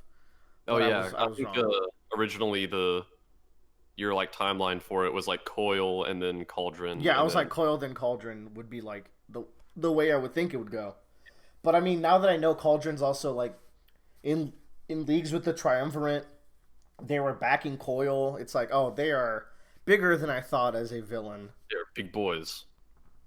You know what's interesting about Cauldron? I don't know when this would come up, but like their success rate of making heroes is allegedly pretty high because they're making people that don't go through actual trigger events. Yeah, and I can't remember if that I was think something they said in Battery's interlude. I think it mostly came up. It really became apparent in Alexandra's interlude, which I think was last arc. Oh yeah, yeah, yeah. And I don't think we talked about it then. I just think that's interesting, right? Like, you gotta hand it to them. That is nice. Superpowers without the baggage of trauma, because it totally makes sense that so many of these heroes would be fucked up because they Yeah. have to go through proper trauma and trigger events. All right, let's talk about the meat and potatoes. Ooh. This is the final part we're going to talk about for arc 16, which is the longest arc. So Yeah. I think we're doing great. The finale and the encounter. I have gone on record complaining about a lot of warm action, where I think the things that Wild Bow enjoys in his action scenes are like anti-Willer, where like he really focuses on like explaining every little detail of the power and having Taylor like go through these really really long monologues and to understand how to get past the situation, even if the situation's really tense and I don't think she could reasonably have such clear thoughts and like think for so long in these kinds of situations. I've talked about it all. The fight against Coil when she's in the burning house is the best worm fight for me. I'm always excited to get back to this chapter. It was so cool and so intense, and you can really summarize the fight. I've only read it once. It's something I would like to like. There's not many worm chapters I immediately want to go back to. This is one I do. Where like a lot of the fight is just Taylor finding a way to get her bugs to redirect all the soldiers' guns and grenades and get them to kind of screw each other up so she can make enough chaos to come out the other side and like just blow them up with a flashbang. Yeah. And like she's been in dire situations before, and like you said, she usually has a lot of presence of mind, but there's a few times where she like is about to lose it. Like whenever she initially gets shot, she's like, "Oh my god, I'm dead. It went right through me." Yeah, And it's yeah. like, "Okay, well no, it didn't." And then once the fire starts and she realizes how fucked she is, she actually like starts like giggling and almost laughing at how fucked she is. There's multiple lines where she's coughing horrendously and like hyperventilating. Wild Bow did fantastic. Like this is I really like this one. Clapping to you, sir. You did Ooh. great. Big claps. Big claps.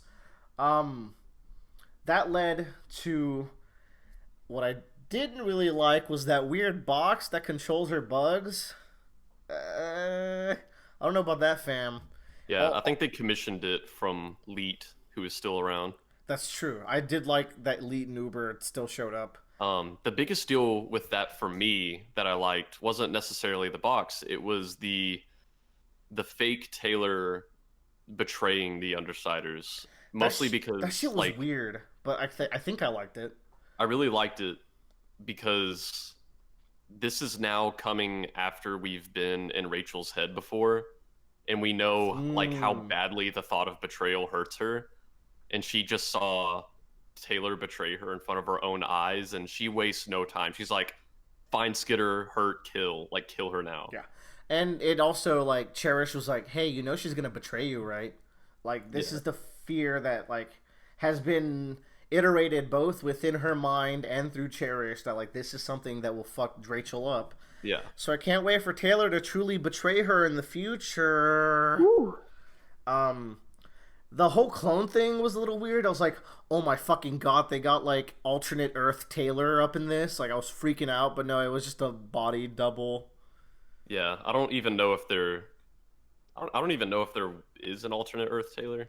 I realized that. I mean, I wasn't at Arc 17 yet, so I didn't really get how the alternate Earth really functioned Oh yeah. up until that point. Soon we'll talk about this. I do like their plan is exactly what I thought it should have been, so I was content with that. Where it's like we're gonna pretend like we killed Skitter, and we're gonna be mad because it's like, hey, Coyle, obviously you had something to do this with this. Um, there's so much good in this arc, but there's also so much negative. For example, the liberal use of teleporting got really annoying here, where it's just like, oh yeah, now you're surrounded by all these people, haha. We just beamed threats around you, and it's like, okay, all right, not that compelling when there's just like technology that will do this, just kind of pretty suddenly introduced. Like it was part of also the like quote unquote self assassination plan to kill Coil. Either way, uh, let's talk about. There's one more negative. I don't think they could have set up the fake dead body that quick. Like fuck off with that. They had like 20 minutes to 30 minutes to set all that up, which is very hard to believe. And go to the mall or whatever where they were gonna meet up.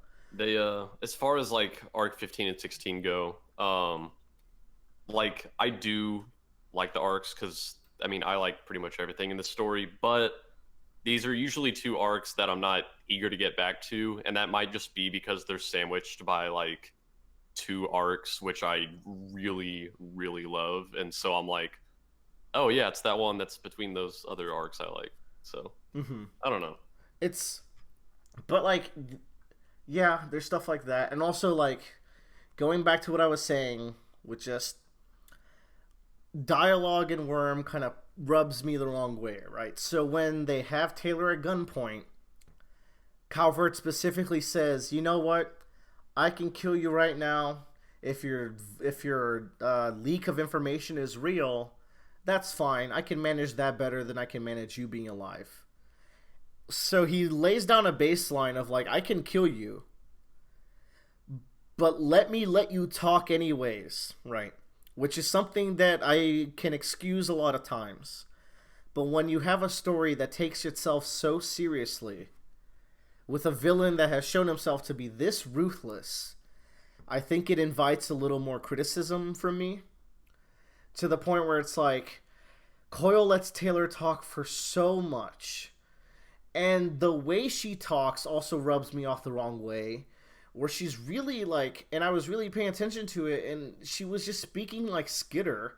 You would expect someone at gunpoint, like putting a last effort in, like she is on her last legs. She's just trying to hold on, to be more frantic. But she's like speaking the way Skitter normally speaks, just trying to get as much information in time as usual.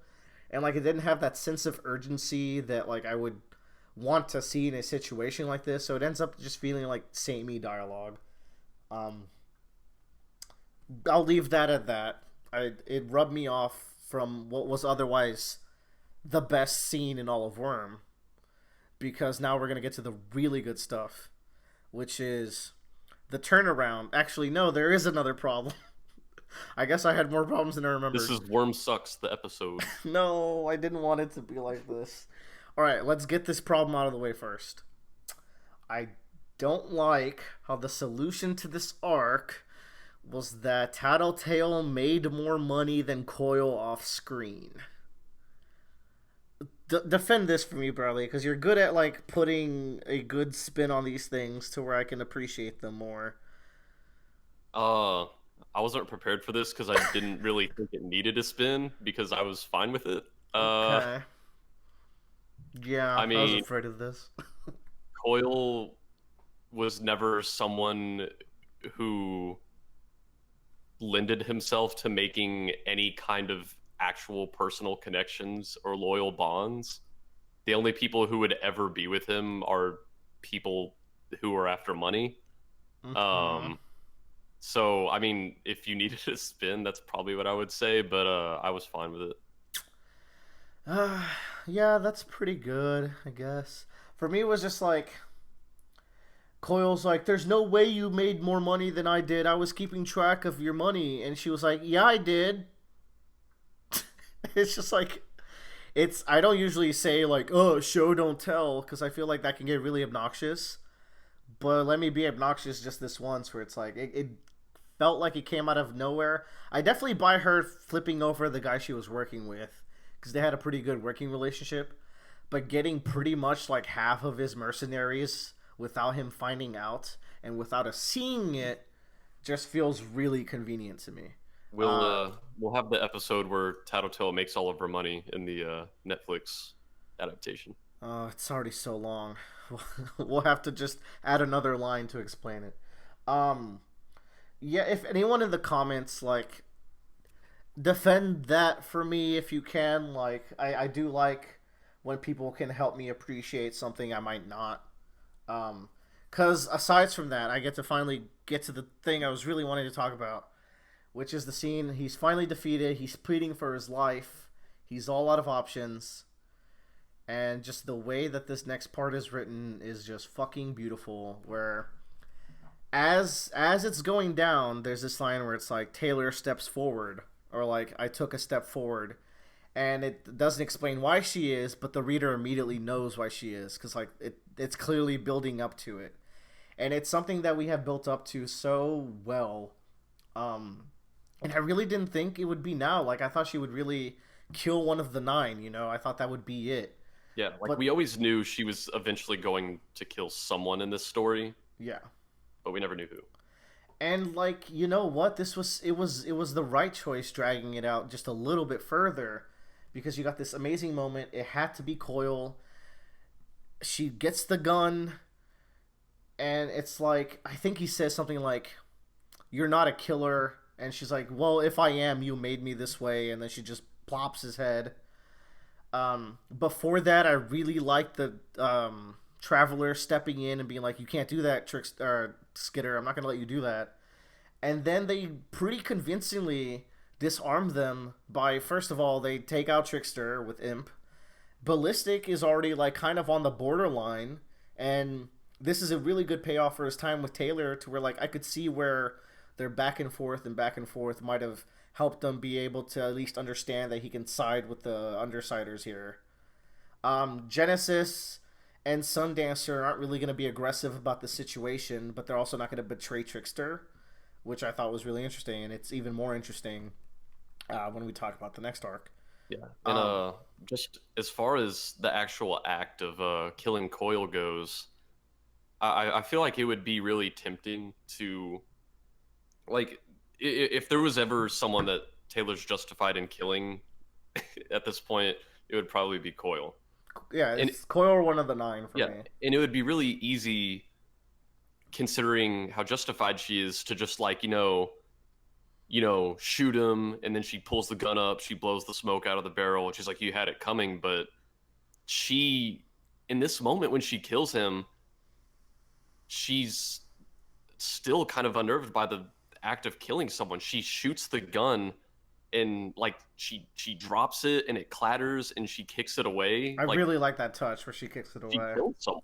And The thing though is that she doesn't feel bad about it.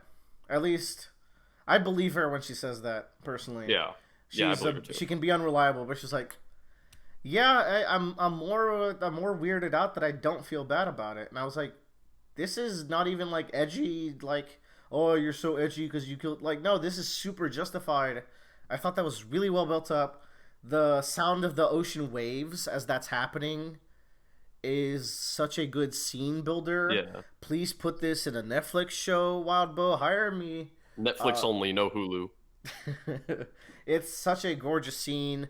Um, and like Rachel holding Taylor's hand as they're driving away without saying anything is just that makes my heart feel worm feelings, not warm feelings. um I just thought it was really cute despite the horrific act and like a really good showing of their clearly growing relationship. This was at this point the best moment in Worm. I'm saying it. You heard it here first. And I like this climax more than I like the Slaughterhouse 9 climax. Well, there you go. If it wasn't for the frankly extended dragon half of this arc, this might have been one of my favorite arcs, actually. I noticed I didn't even talk about the dragon half, and I won't, because I want to get to 17. Yeah. But And like, even after that like awesome conclusion to Coil at the very end of the chapter, something we've been like waiting to happen for almost the whole story finally happens. They reveal that Noelle has escaped. yeah. So it's just like, oh, we just had a thing we've waited a long time for happen, and then another thing we waited a long time for happens, and it's just like I'm getting everything I wanted. Little did I know, I wasn't getting what I thought I was. I was getting something better. Ooh. Arc 17. Arc 17, love it or hate it. No, actually, you know what? Love it. Love it. This is the best arc in Worm. I'm saying it now. I'll say, I think I had told you before that this is like I think I've said like my top 3 arcs many times, and this is I definitely believe it my was second. This is my second. This and 30 and 14? This, I think it was 30, 17, and 11. But 17 Ooh, is just, man. I just love 17. 11 do be good. Okay, this was incredible. The Travelers are my favorite group. They all got infinitely better from this. Where do I begin? I guess with the reveal, right? I'm like, what is this team that they're joining? Like, what is going on here? After the shock that we were going to get a whole Traveler arc, I thought it would be like an interlude or something. No, we're going to get the whole arc. And I can tell because, like, this is 17.1 and it's Traveler stuff. It's going to be like the Ward arc. And it's... You build this up to where they're just like, hey, by the way, we're gamers. And I'm like, wait, what? Yeah, like I never expected a team in Worm to be like a high school esports team. It was so jarring because then all hell breaks loose and the Simurgh is there by like the end of the first episode or first chapter. Yeah. Let's step back and I made a meme out of this. Because, oh yeah.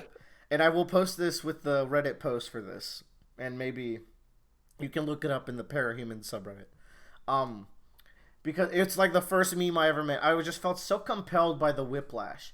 We just finished this really emotional chapter where the ending stinger is the fact Noelle has been released and is clearly a massive threat.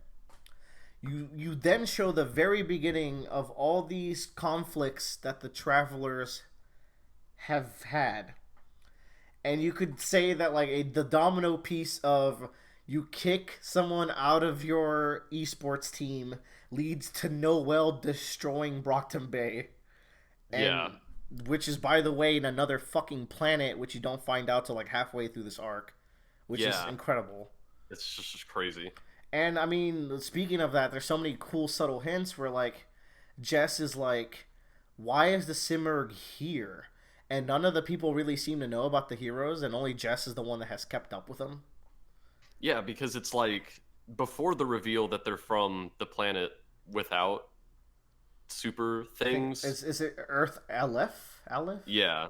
I think I think back because like you know the idea of this alternate Earth isn't out of nowhere. Like it was briefly mentioned like once or twice earlier in the Yeah. story, and I think back when it was first mentioned, I think Taylor said like, "Oh, you know, we discovered them because we have powers," but I think they let them take Aleph instead of like Bet because it was like a show of goodwill. Yeah, I always But wondered. yeah, and you're just like, wait, how do these people not know anything about? They don't know as much as they should about super things, and we eventually find out why. So let's jump right into the Simurgh, right? Because she is the driving force between this entire arc. Um, Finally another Endbringer and like a full Endbringer, not just a little behemoth part. I can very, very confidently say that Behemoth is the lesser of the three for me because the Simurgh is fucking rad and terrifying. Simurgh is my favorite. I love her so much. The way she moves is already creepy. Like it says, like she bounds and like just floats halfway across the street, and just picturing this giant woman floating towards these kids that are on top of buildings while like people are fighting her. It's just fascinating. She's smart enough to build a portal to other worlds, which is my one negative about this arc is the monsters. Um, Not that they exist, though I would like an explanation to why the fuck they exist. Is there an Earth Sea maybe that like has If all you're monsters? wondering, there is an explanation for why they exist, but Was Did I miss it in this arc or is I, that later? I don't think you missed anything. Okay, cool. Okay. Um it's there's the section, and you know what? Maybe this will be remedied when I find out what these monsters actually are. But there's this kind of like it was a little confusing to go through section where Kraus rather is facing off against some of them, and he's like at the lab, and he's like it's right before he gets the vials, and like that just felt like a big pace breaker to this disaster movie where you're introducing these like new antagonists. It just felt off. But that's literally the only complaint I have about this whole arc, which is the least complaints I've ever had about any worm arc. So there you go. That just goes to show you. It's Um, official. it's official. Back to the Simmer, right? Like her power is just incredibly horrifying. Where she sings, and if you're in her range for long enough, she gets some subconscious control over your actions. She can also see the future. So it's like you become what they describe as a human guided missile where at some point in the future you will cause some atrocity that will cost human lives as a result. Yeah, and it's like it's a unique kind of horror because before we even find out what she does, there's like some hero and he has one of the dragon armbands that we've seen before and it detonates killing him and they deduce, "Oh, he must have been here too long." Yeah. And you just and there's various other moments like that in this arc where they're innocent civilians who can't leave because who knows what event they could put into motion years from now. They're all quarantined. And back to those dominoes, Noel is now rampaging through Brockton Bay. So I'm gonna go ahead and assume that's the event, right? But I could see this being even bigger brained, where it's like, oh, you thought that was it, but really it was where Trickster switches the dildos in the future, which causes millions to die. Oh, you knew. I knew it was very obvious from the start. Um, so I definitely think the Noel thing is a red herring, but you know what? It fits the motto or like the modus operandi here. Yeah.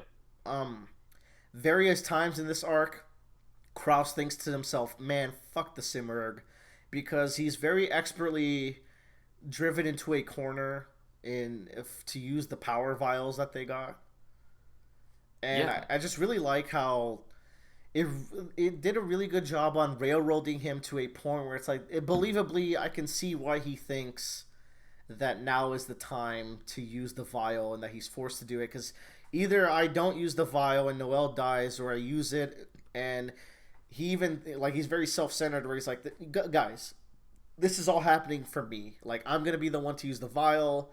It's all happening, so I use it, and I'll just lock myself and play video games for the rest of my life.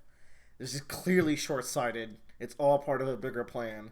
Yeah, he just like gets caught in that classic philosophical debate where it's like, you know, if things are deterministic, he's like, if if no matter what choice I make is what she wants me to do, then I might as well do whatever I want because no matter what, it's going to be the worst possible thing.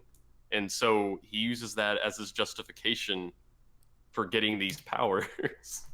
And like he's so clearly also led. Like at first I was like, oh, how convenient that he found this box of superpowers. But no, it was staged so he would stumble upon it. You know. Yeah, and like that particular moment where he finds the box, I'm going to steal an analysis from Scott and Matt at We've Got Worm. Ooh, that's a spoiler for me because I haven't gone to the.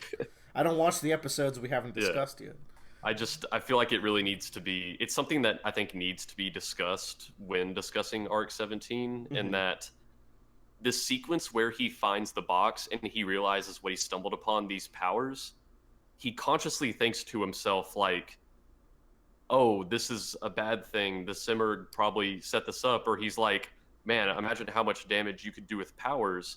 And he makes the decision to put the briefcase down. He sets the briefcase down, and he never ever mentions picking it back up. What? But at the end of the chapter, it says he left with the briefcase in hand. Like he consciously knows how bad of an idea it is.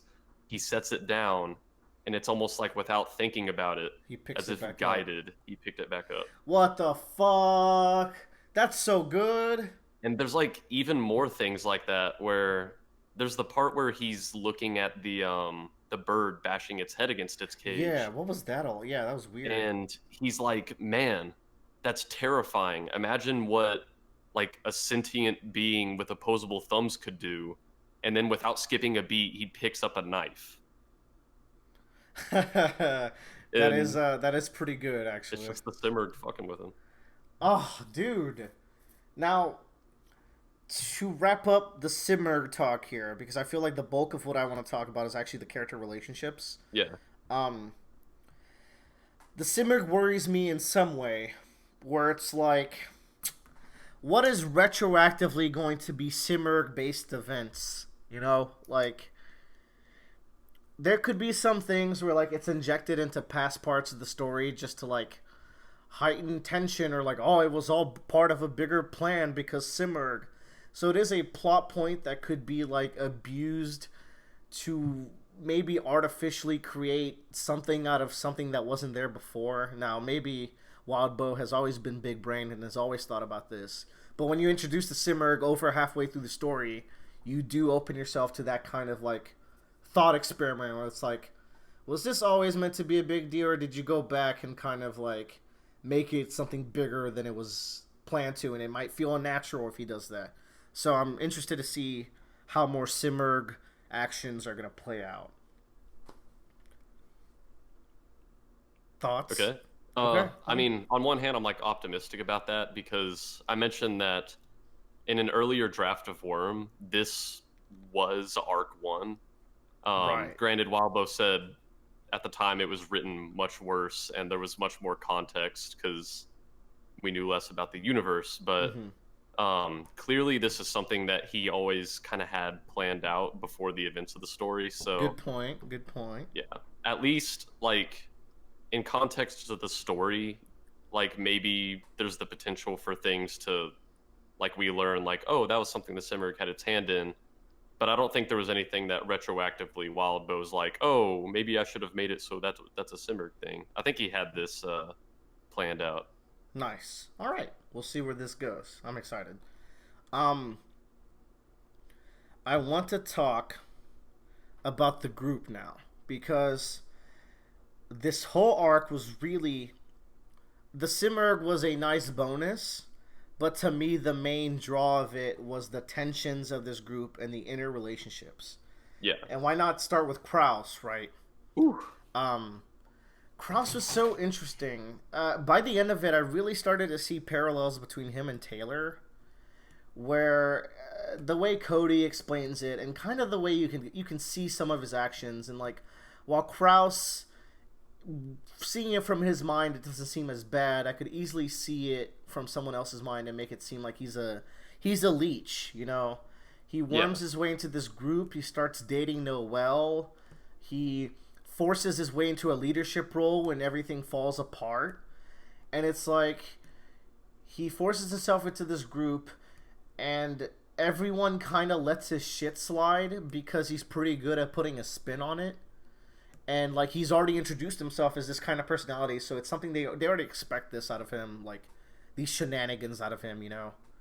Yeah. And it drives Cody fucking insane. He's like, why do you guys not see that, like, he's getting by the skin of his teeth, all his little stunts that he's pulling, like he's only getting by because you guys aren't calling him out on it. He's getting really lucky. I really don't trust that his intentions with Noelle were pure, but also Cody's a piece of fucking shit. That's the thing. It's like it's a really complex relationship there. With both Kraus and Cody, it's like there are aspects of the personality I can look at. And I'm like, wow, you are such an asshole. But I think they both bring up really valid points about each other, where Cody tries to point out how Kraus can be manipulative, whether Kraus knows it or not. He does manipulate people to a degree. I think so, yeah. Kraus is totally right that Cody really has a chip on his shoulder. He needs to prove himself and kind of be the alpha. Yeah. And that these things just drive them apart. It's really fascinating. Man, I gotta say I dislike Cody a lot more because he's not a team player at all. You pointed out that sequence where he's like, I got a power that completely counters you, and then Kraus gets him in like a little time loop where he just abuses his power for like, and just shows its negative traits. So it's like, oh, even when you're winning, I'm still beating you. And it, God, I could see how Cody could be infuriated because he got shit on at every turn. That was probably like, if Cody was not already completely far gone after that, I think there was no coming back after that. Getting humiliated to that degree was probably the actual final straw. Let's talk about the other group members because this made me like all of them, specifically Genesis and Ballistic. Right? I've joked before that Ballistic is like, oh, Ballistic's the one person in the party who has like no personality. I think I said that like arc 13 or 14. Yeah. 15, we got some time with him, and you know he was kind of, it was kind of like a negative point where like him and Taylor were just going back and forth because they didn't see eye to eye. But looking at it now, I can definitely understand why he's so apathetic and fed up with his current situation and uncooperative even. And even through all that, he still couldn't kill a girl because he saw her as a human. It reminded him of like a middle school friend. It's like at one point in this guy's life, he was just a kid who wanted to play his favorite game for a living, and then his friends have all this drama, and then being from another world ruins his life, and he is just so done with all this shit. He's awesome now. I think that's, man, and the way like he's so numb to the stuff happening around him. I feel like because he's like in shock. Like when Chris, or what's his name? Is it Chris? I think Chris was like their friend who died off the bat. When Chris dies, it's like Chris is dead. Like he's just, from that point on, he is just going through it. His leg is injured. He's putting up with so much shit. He's trying to get Cody in line. He's trying to make sure Kraus doesn't run off and do something stupid. I'm gonna say it. Luke is my worm equivalent. Like he's the closest person to me. I can relate to him now. Yeah, for context, we were trying to figure out who like everybody on this podcast would be if they were a character in Worm, and it was very difficult. Yeah, I think we settled on Luke for Willer. Who were you? Who are you? If I'm anybody, I think we said maybe like Danny. You got some Sundancer vibes. I could see it. Of course, I don't want to be anybody in this story. Yeah, I think that's a big part of it. Everyone fucking sucks. Mars is so sweet, and I feel bad that she had to live with the mega bitch. and she just was not cut out for this life, man. But and I pointed that out. I was like, I think it was we were in the car actually. We were like driving and listening in our road trip, and I was like, man, Mars just doesn't have it in her. Or I didn't know her name was Mars. Sundancer doesn't have it in her. It's surprising she's a villain at all. And you just look at this, it's like she had no choice. She's from another world. What is she gonna do? Yeah, It's very sad. it's like this person who never wanted to be a part of this, given like an exclusively lethal power, and she just doesn't know what to do with it. And at every turn, every time we've ever seen her in combat, she just doesn't want to do it. Yeah. And it's the same with Ballistic. Like, he was like, I wanted to fly, and now I have an exclusively lethal destructive power. Even Yeah. Luke wasn't excited about that. Um, and, like, even when she's like, I really wanted to run away from home, but, like, being out here, is it weird that I miss my mom? And it's, like, a combination of, like, the grass is always greener on the other side, but also just the horrifying, like, you're in such a bad situation that you miss your horrible mother. Like, that's how Yeah. frustrating this is.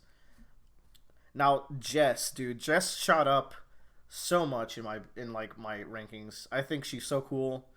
Um, her turmoil of knowing exactly what their situation is and trying to hold it in, the way that, like, when everyone's exploding on Kraus, where it's like, why didn't you fucking tell us you knew what was happening? And Jess just, like, looks over at him and, like, she's just letting him take the brunt of the rage. He's like, I can be the bad guy. It was a good moment for him and a really humanizing moment for her.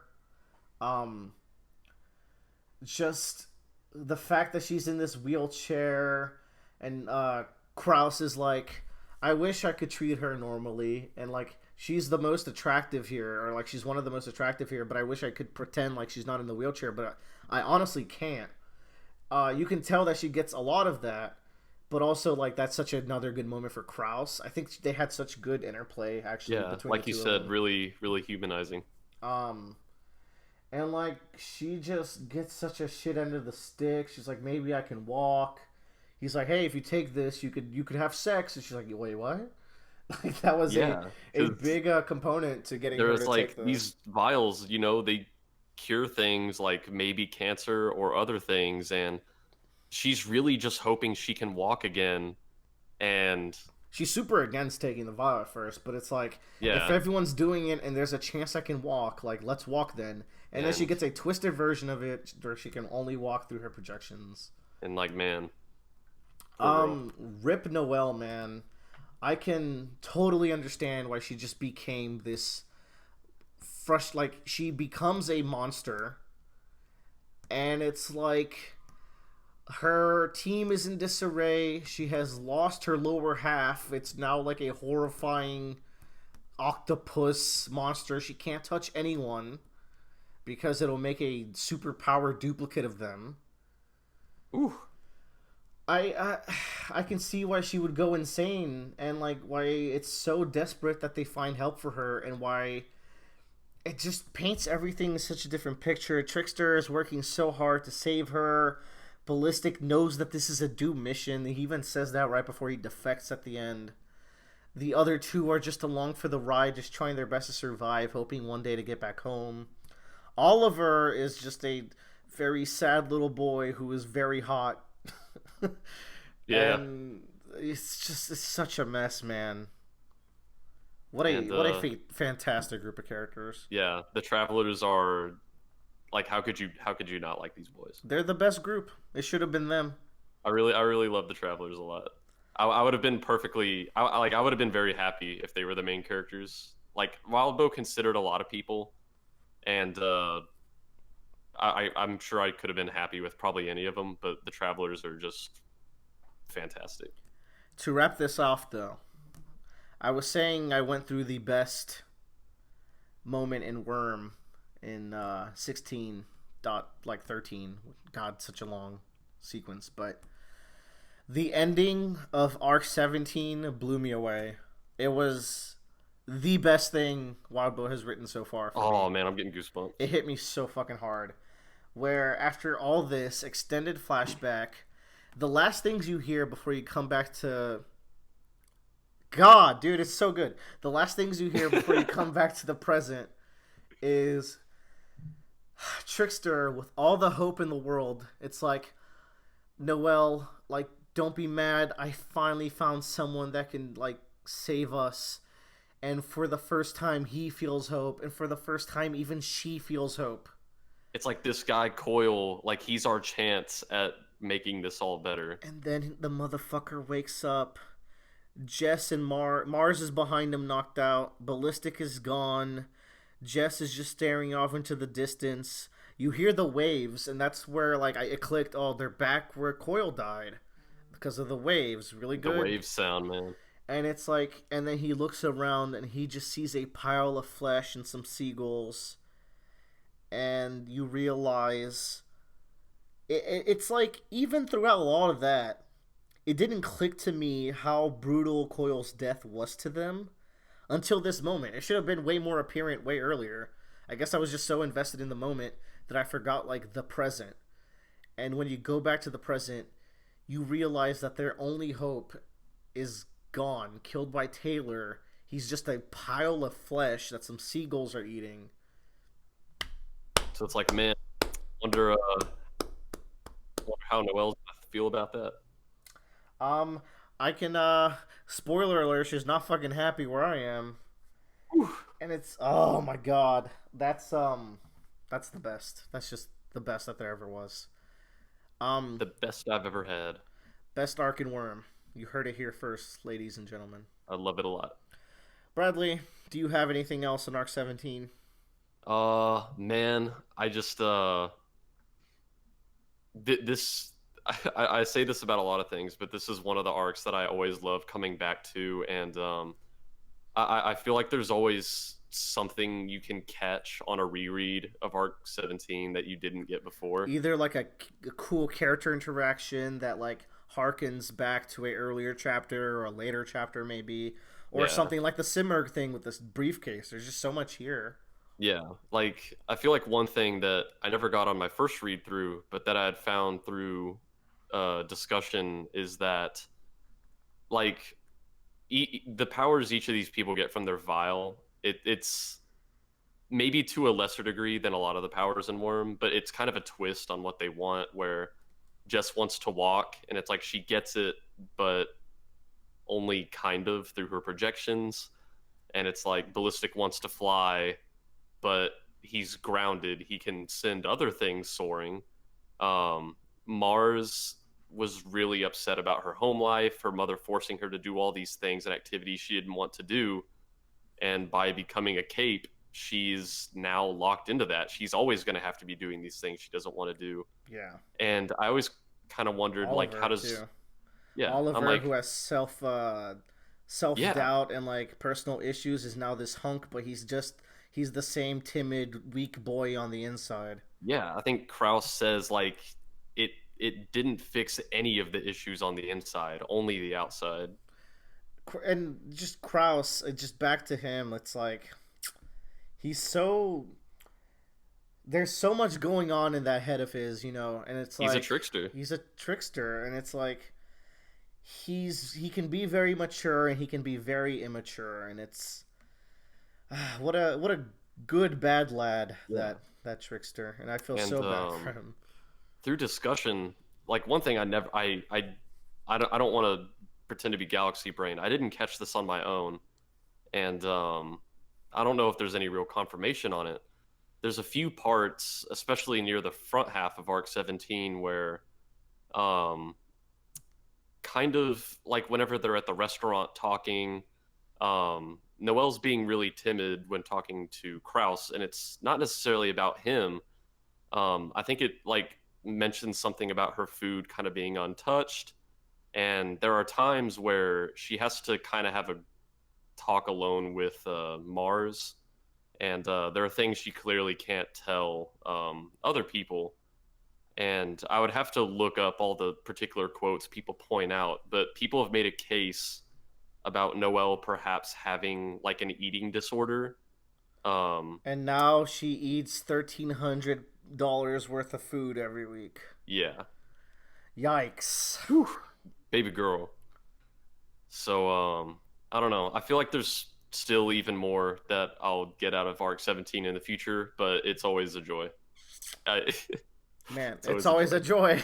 I said it's always a joy, and I was like, well, I wonder what'll happen to those guys. I wonder what's gonna happen to them. Also, someone died in Worm, like a serious death that wasn't. Oh, yeah. I mean, there's been a few now, but this is like the most serious one. Still, no good guys dying. Coil Mega Dead. Coil was a great guy. Dead. Oh yeah.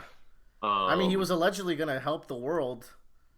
Yeah, he was a big part of whatever plan Cauldron was cooking up. So. And like they specifically said, he's the only one that can save like the world, basically. So I wonder how they feel about Taylor. So I don't know what else, what other Worm news we have this week. I went through the comment I wanted to point out. I went through the parallels of Krause and Taylor and how they're both leeches who grow to be the top of their team. I think I covered it all. I covered my one concern. I guess, if I'm going to announce this anywhere, I guess it would be during this segment, because I guess, like, anybody who would be interested is probably listening to this. Yeah. I recently started Pact for the first time. It's very good. I'm not going to do an ongoing series on it like we do with Worm, but sometime in the coming weeks, I might do, like, a 5 to 10 minute, like, impressions on it, which will be mostly spoiler-free, except for, like, the premise and maybe the first arc. But yeah, if I figured that if I was going to announce that anywhere, it would be in this segment. If I read it, we will not do arc by arc because like our podcast is half Worm as it is. Yeah, like this is. But I will do like periodic like checks every few arcs, and we'll do spoiler full talks. Man, was this our? This was is this our by longest far. podcast? This is by far our longest podcast. We I mean, went over 3:30. When easily. you got Breaking Bad, and El Camino, and Worm, like 2 worms. You Double know, worm. you just got to. I wanted to say one last thing before we leave. Yes. This was the arc that made me look at Bradley through our Discord and say, Bradley, thank you for recommending me Worm. We did it, gang. Everybody gets one. Everybody gets one. It took a while, but like I am so glad I read this story if it meant getting to this. Yeah. Very Arc 17 is just too good. Arc 18 looking pretty promising. God, I just love the entire Noel saga. I'm at a Theo interlude. Boy. Ooh, I love my boy. All right. No hypothetical this week. We gotta cut this shit off. I'm dying. All right, you're free, Bradley. Goodbye, everyone.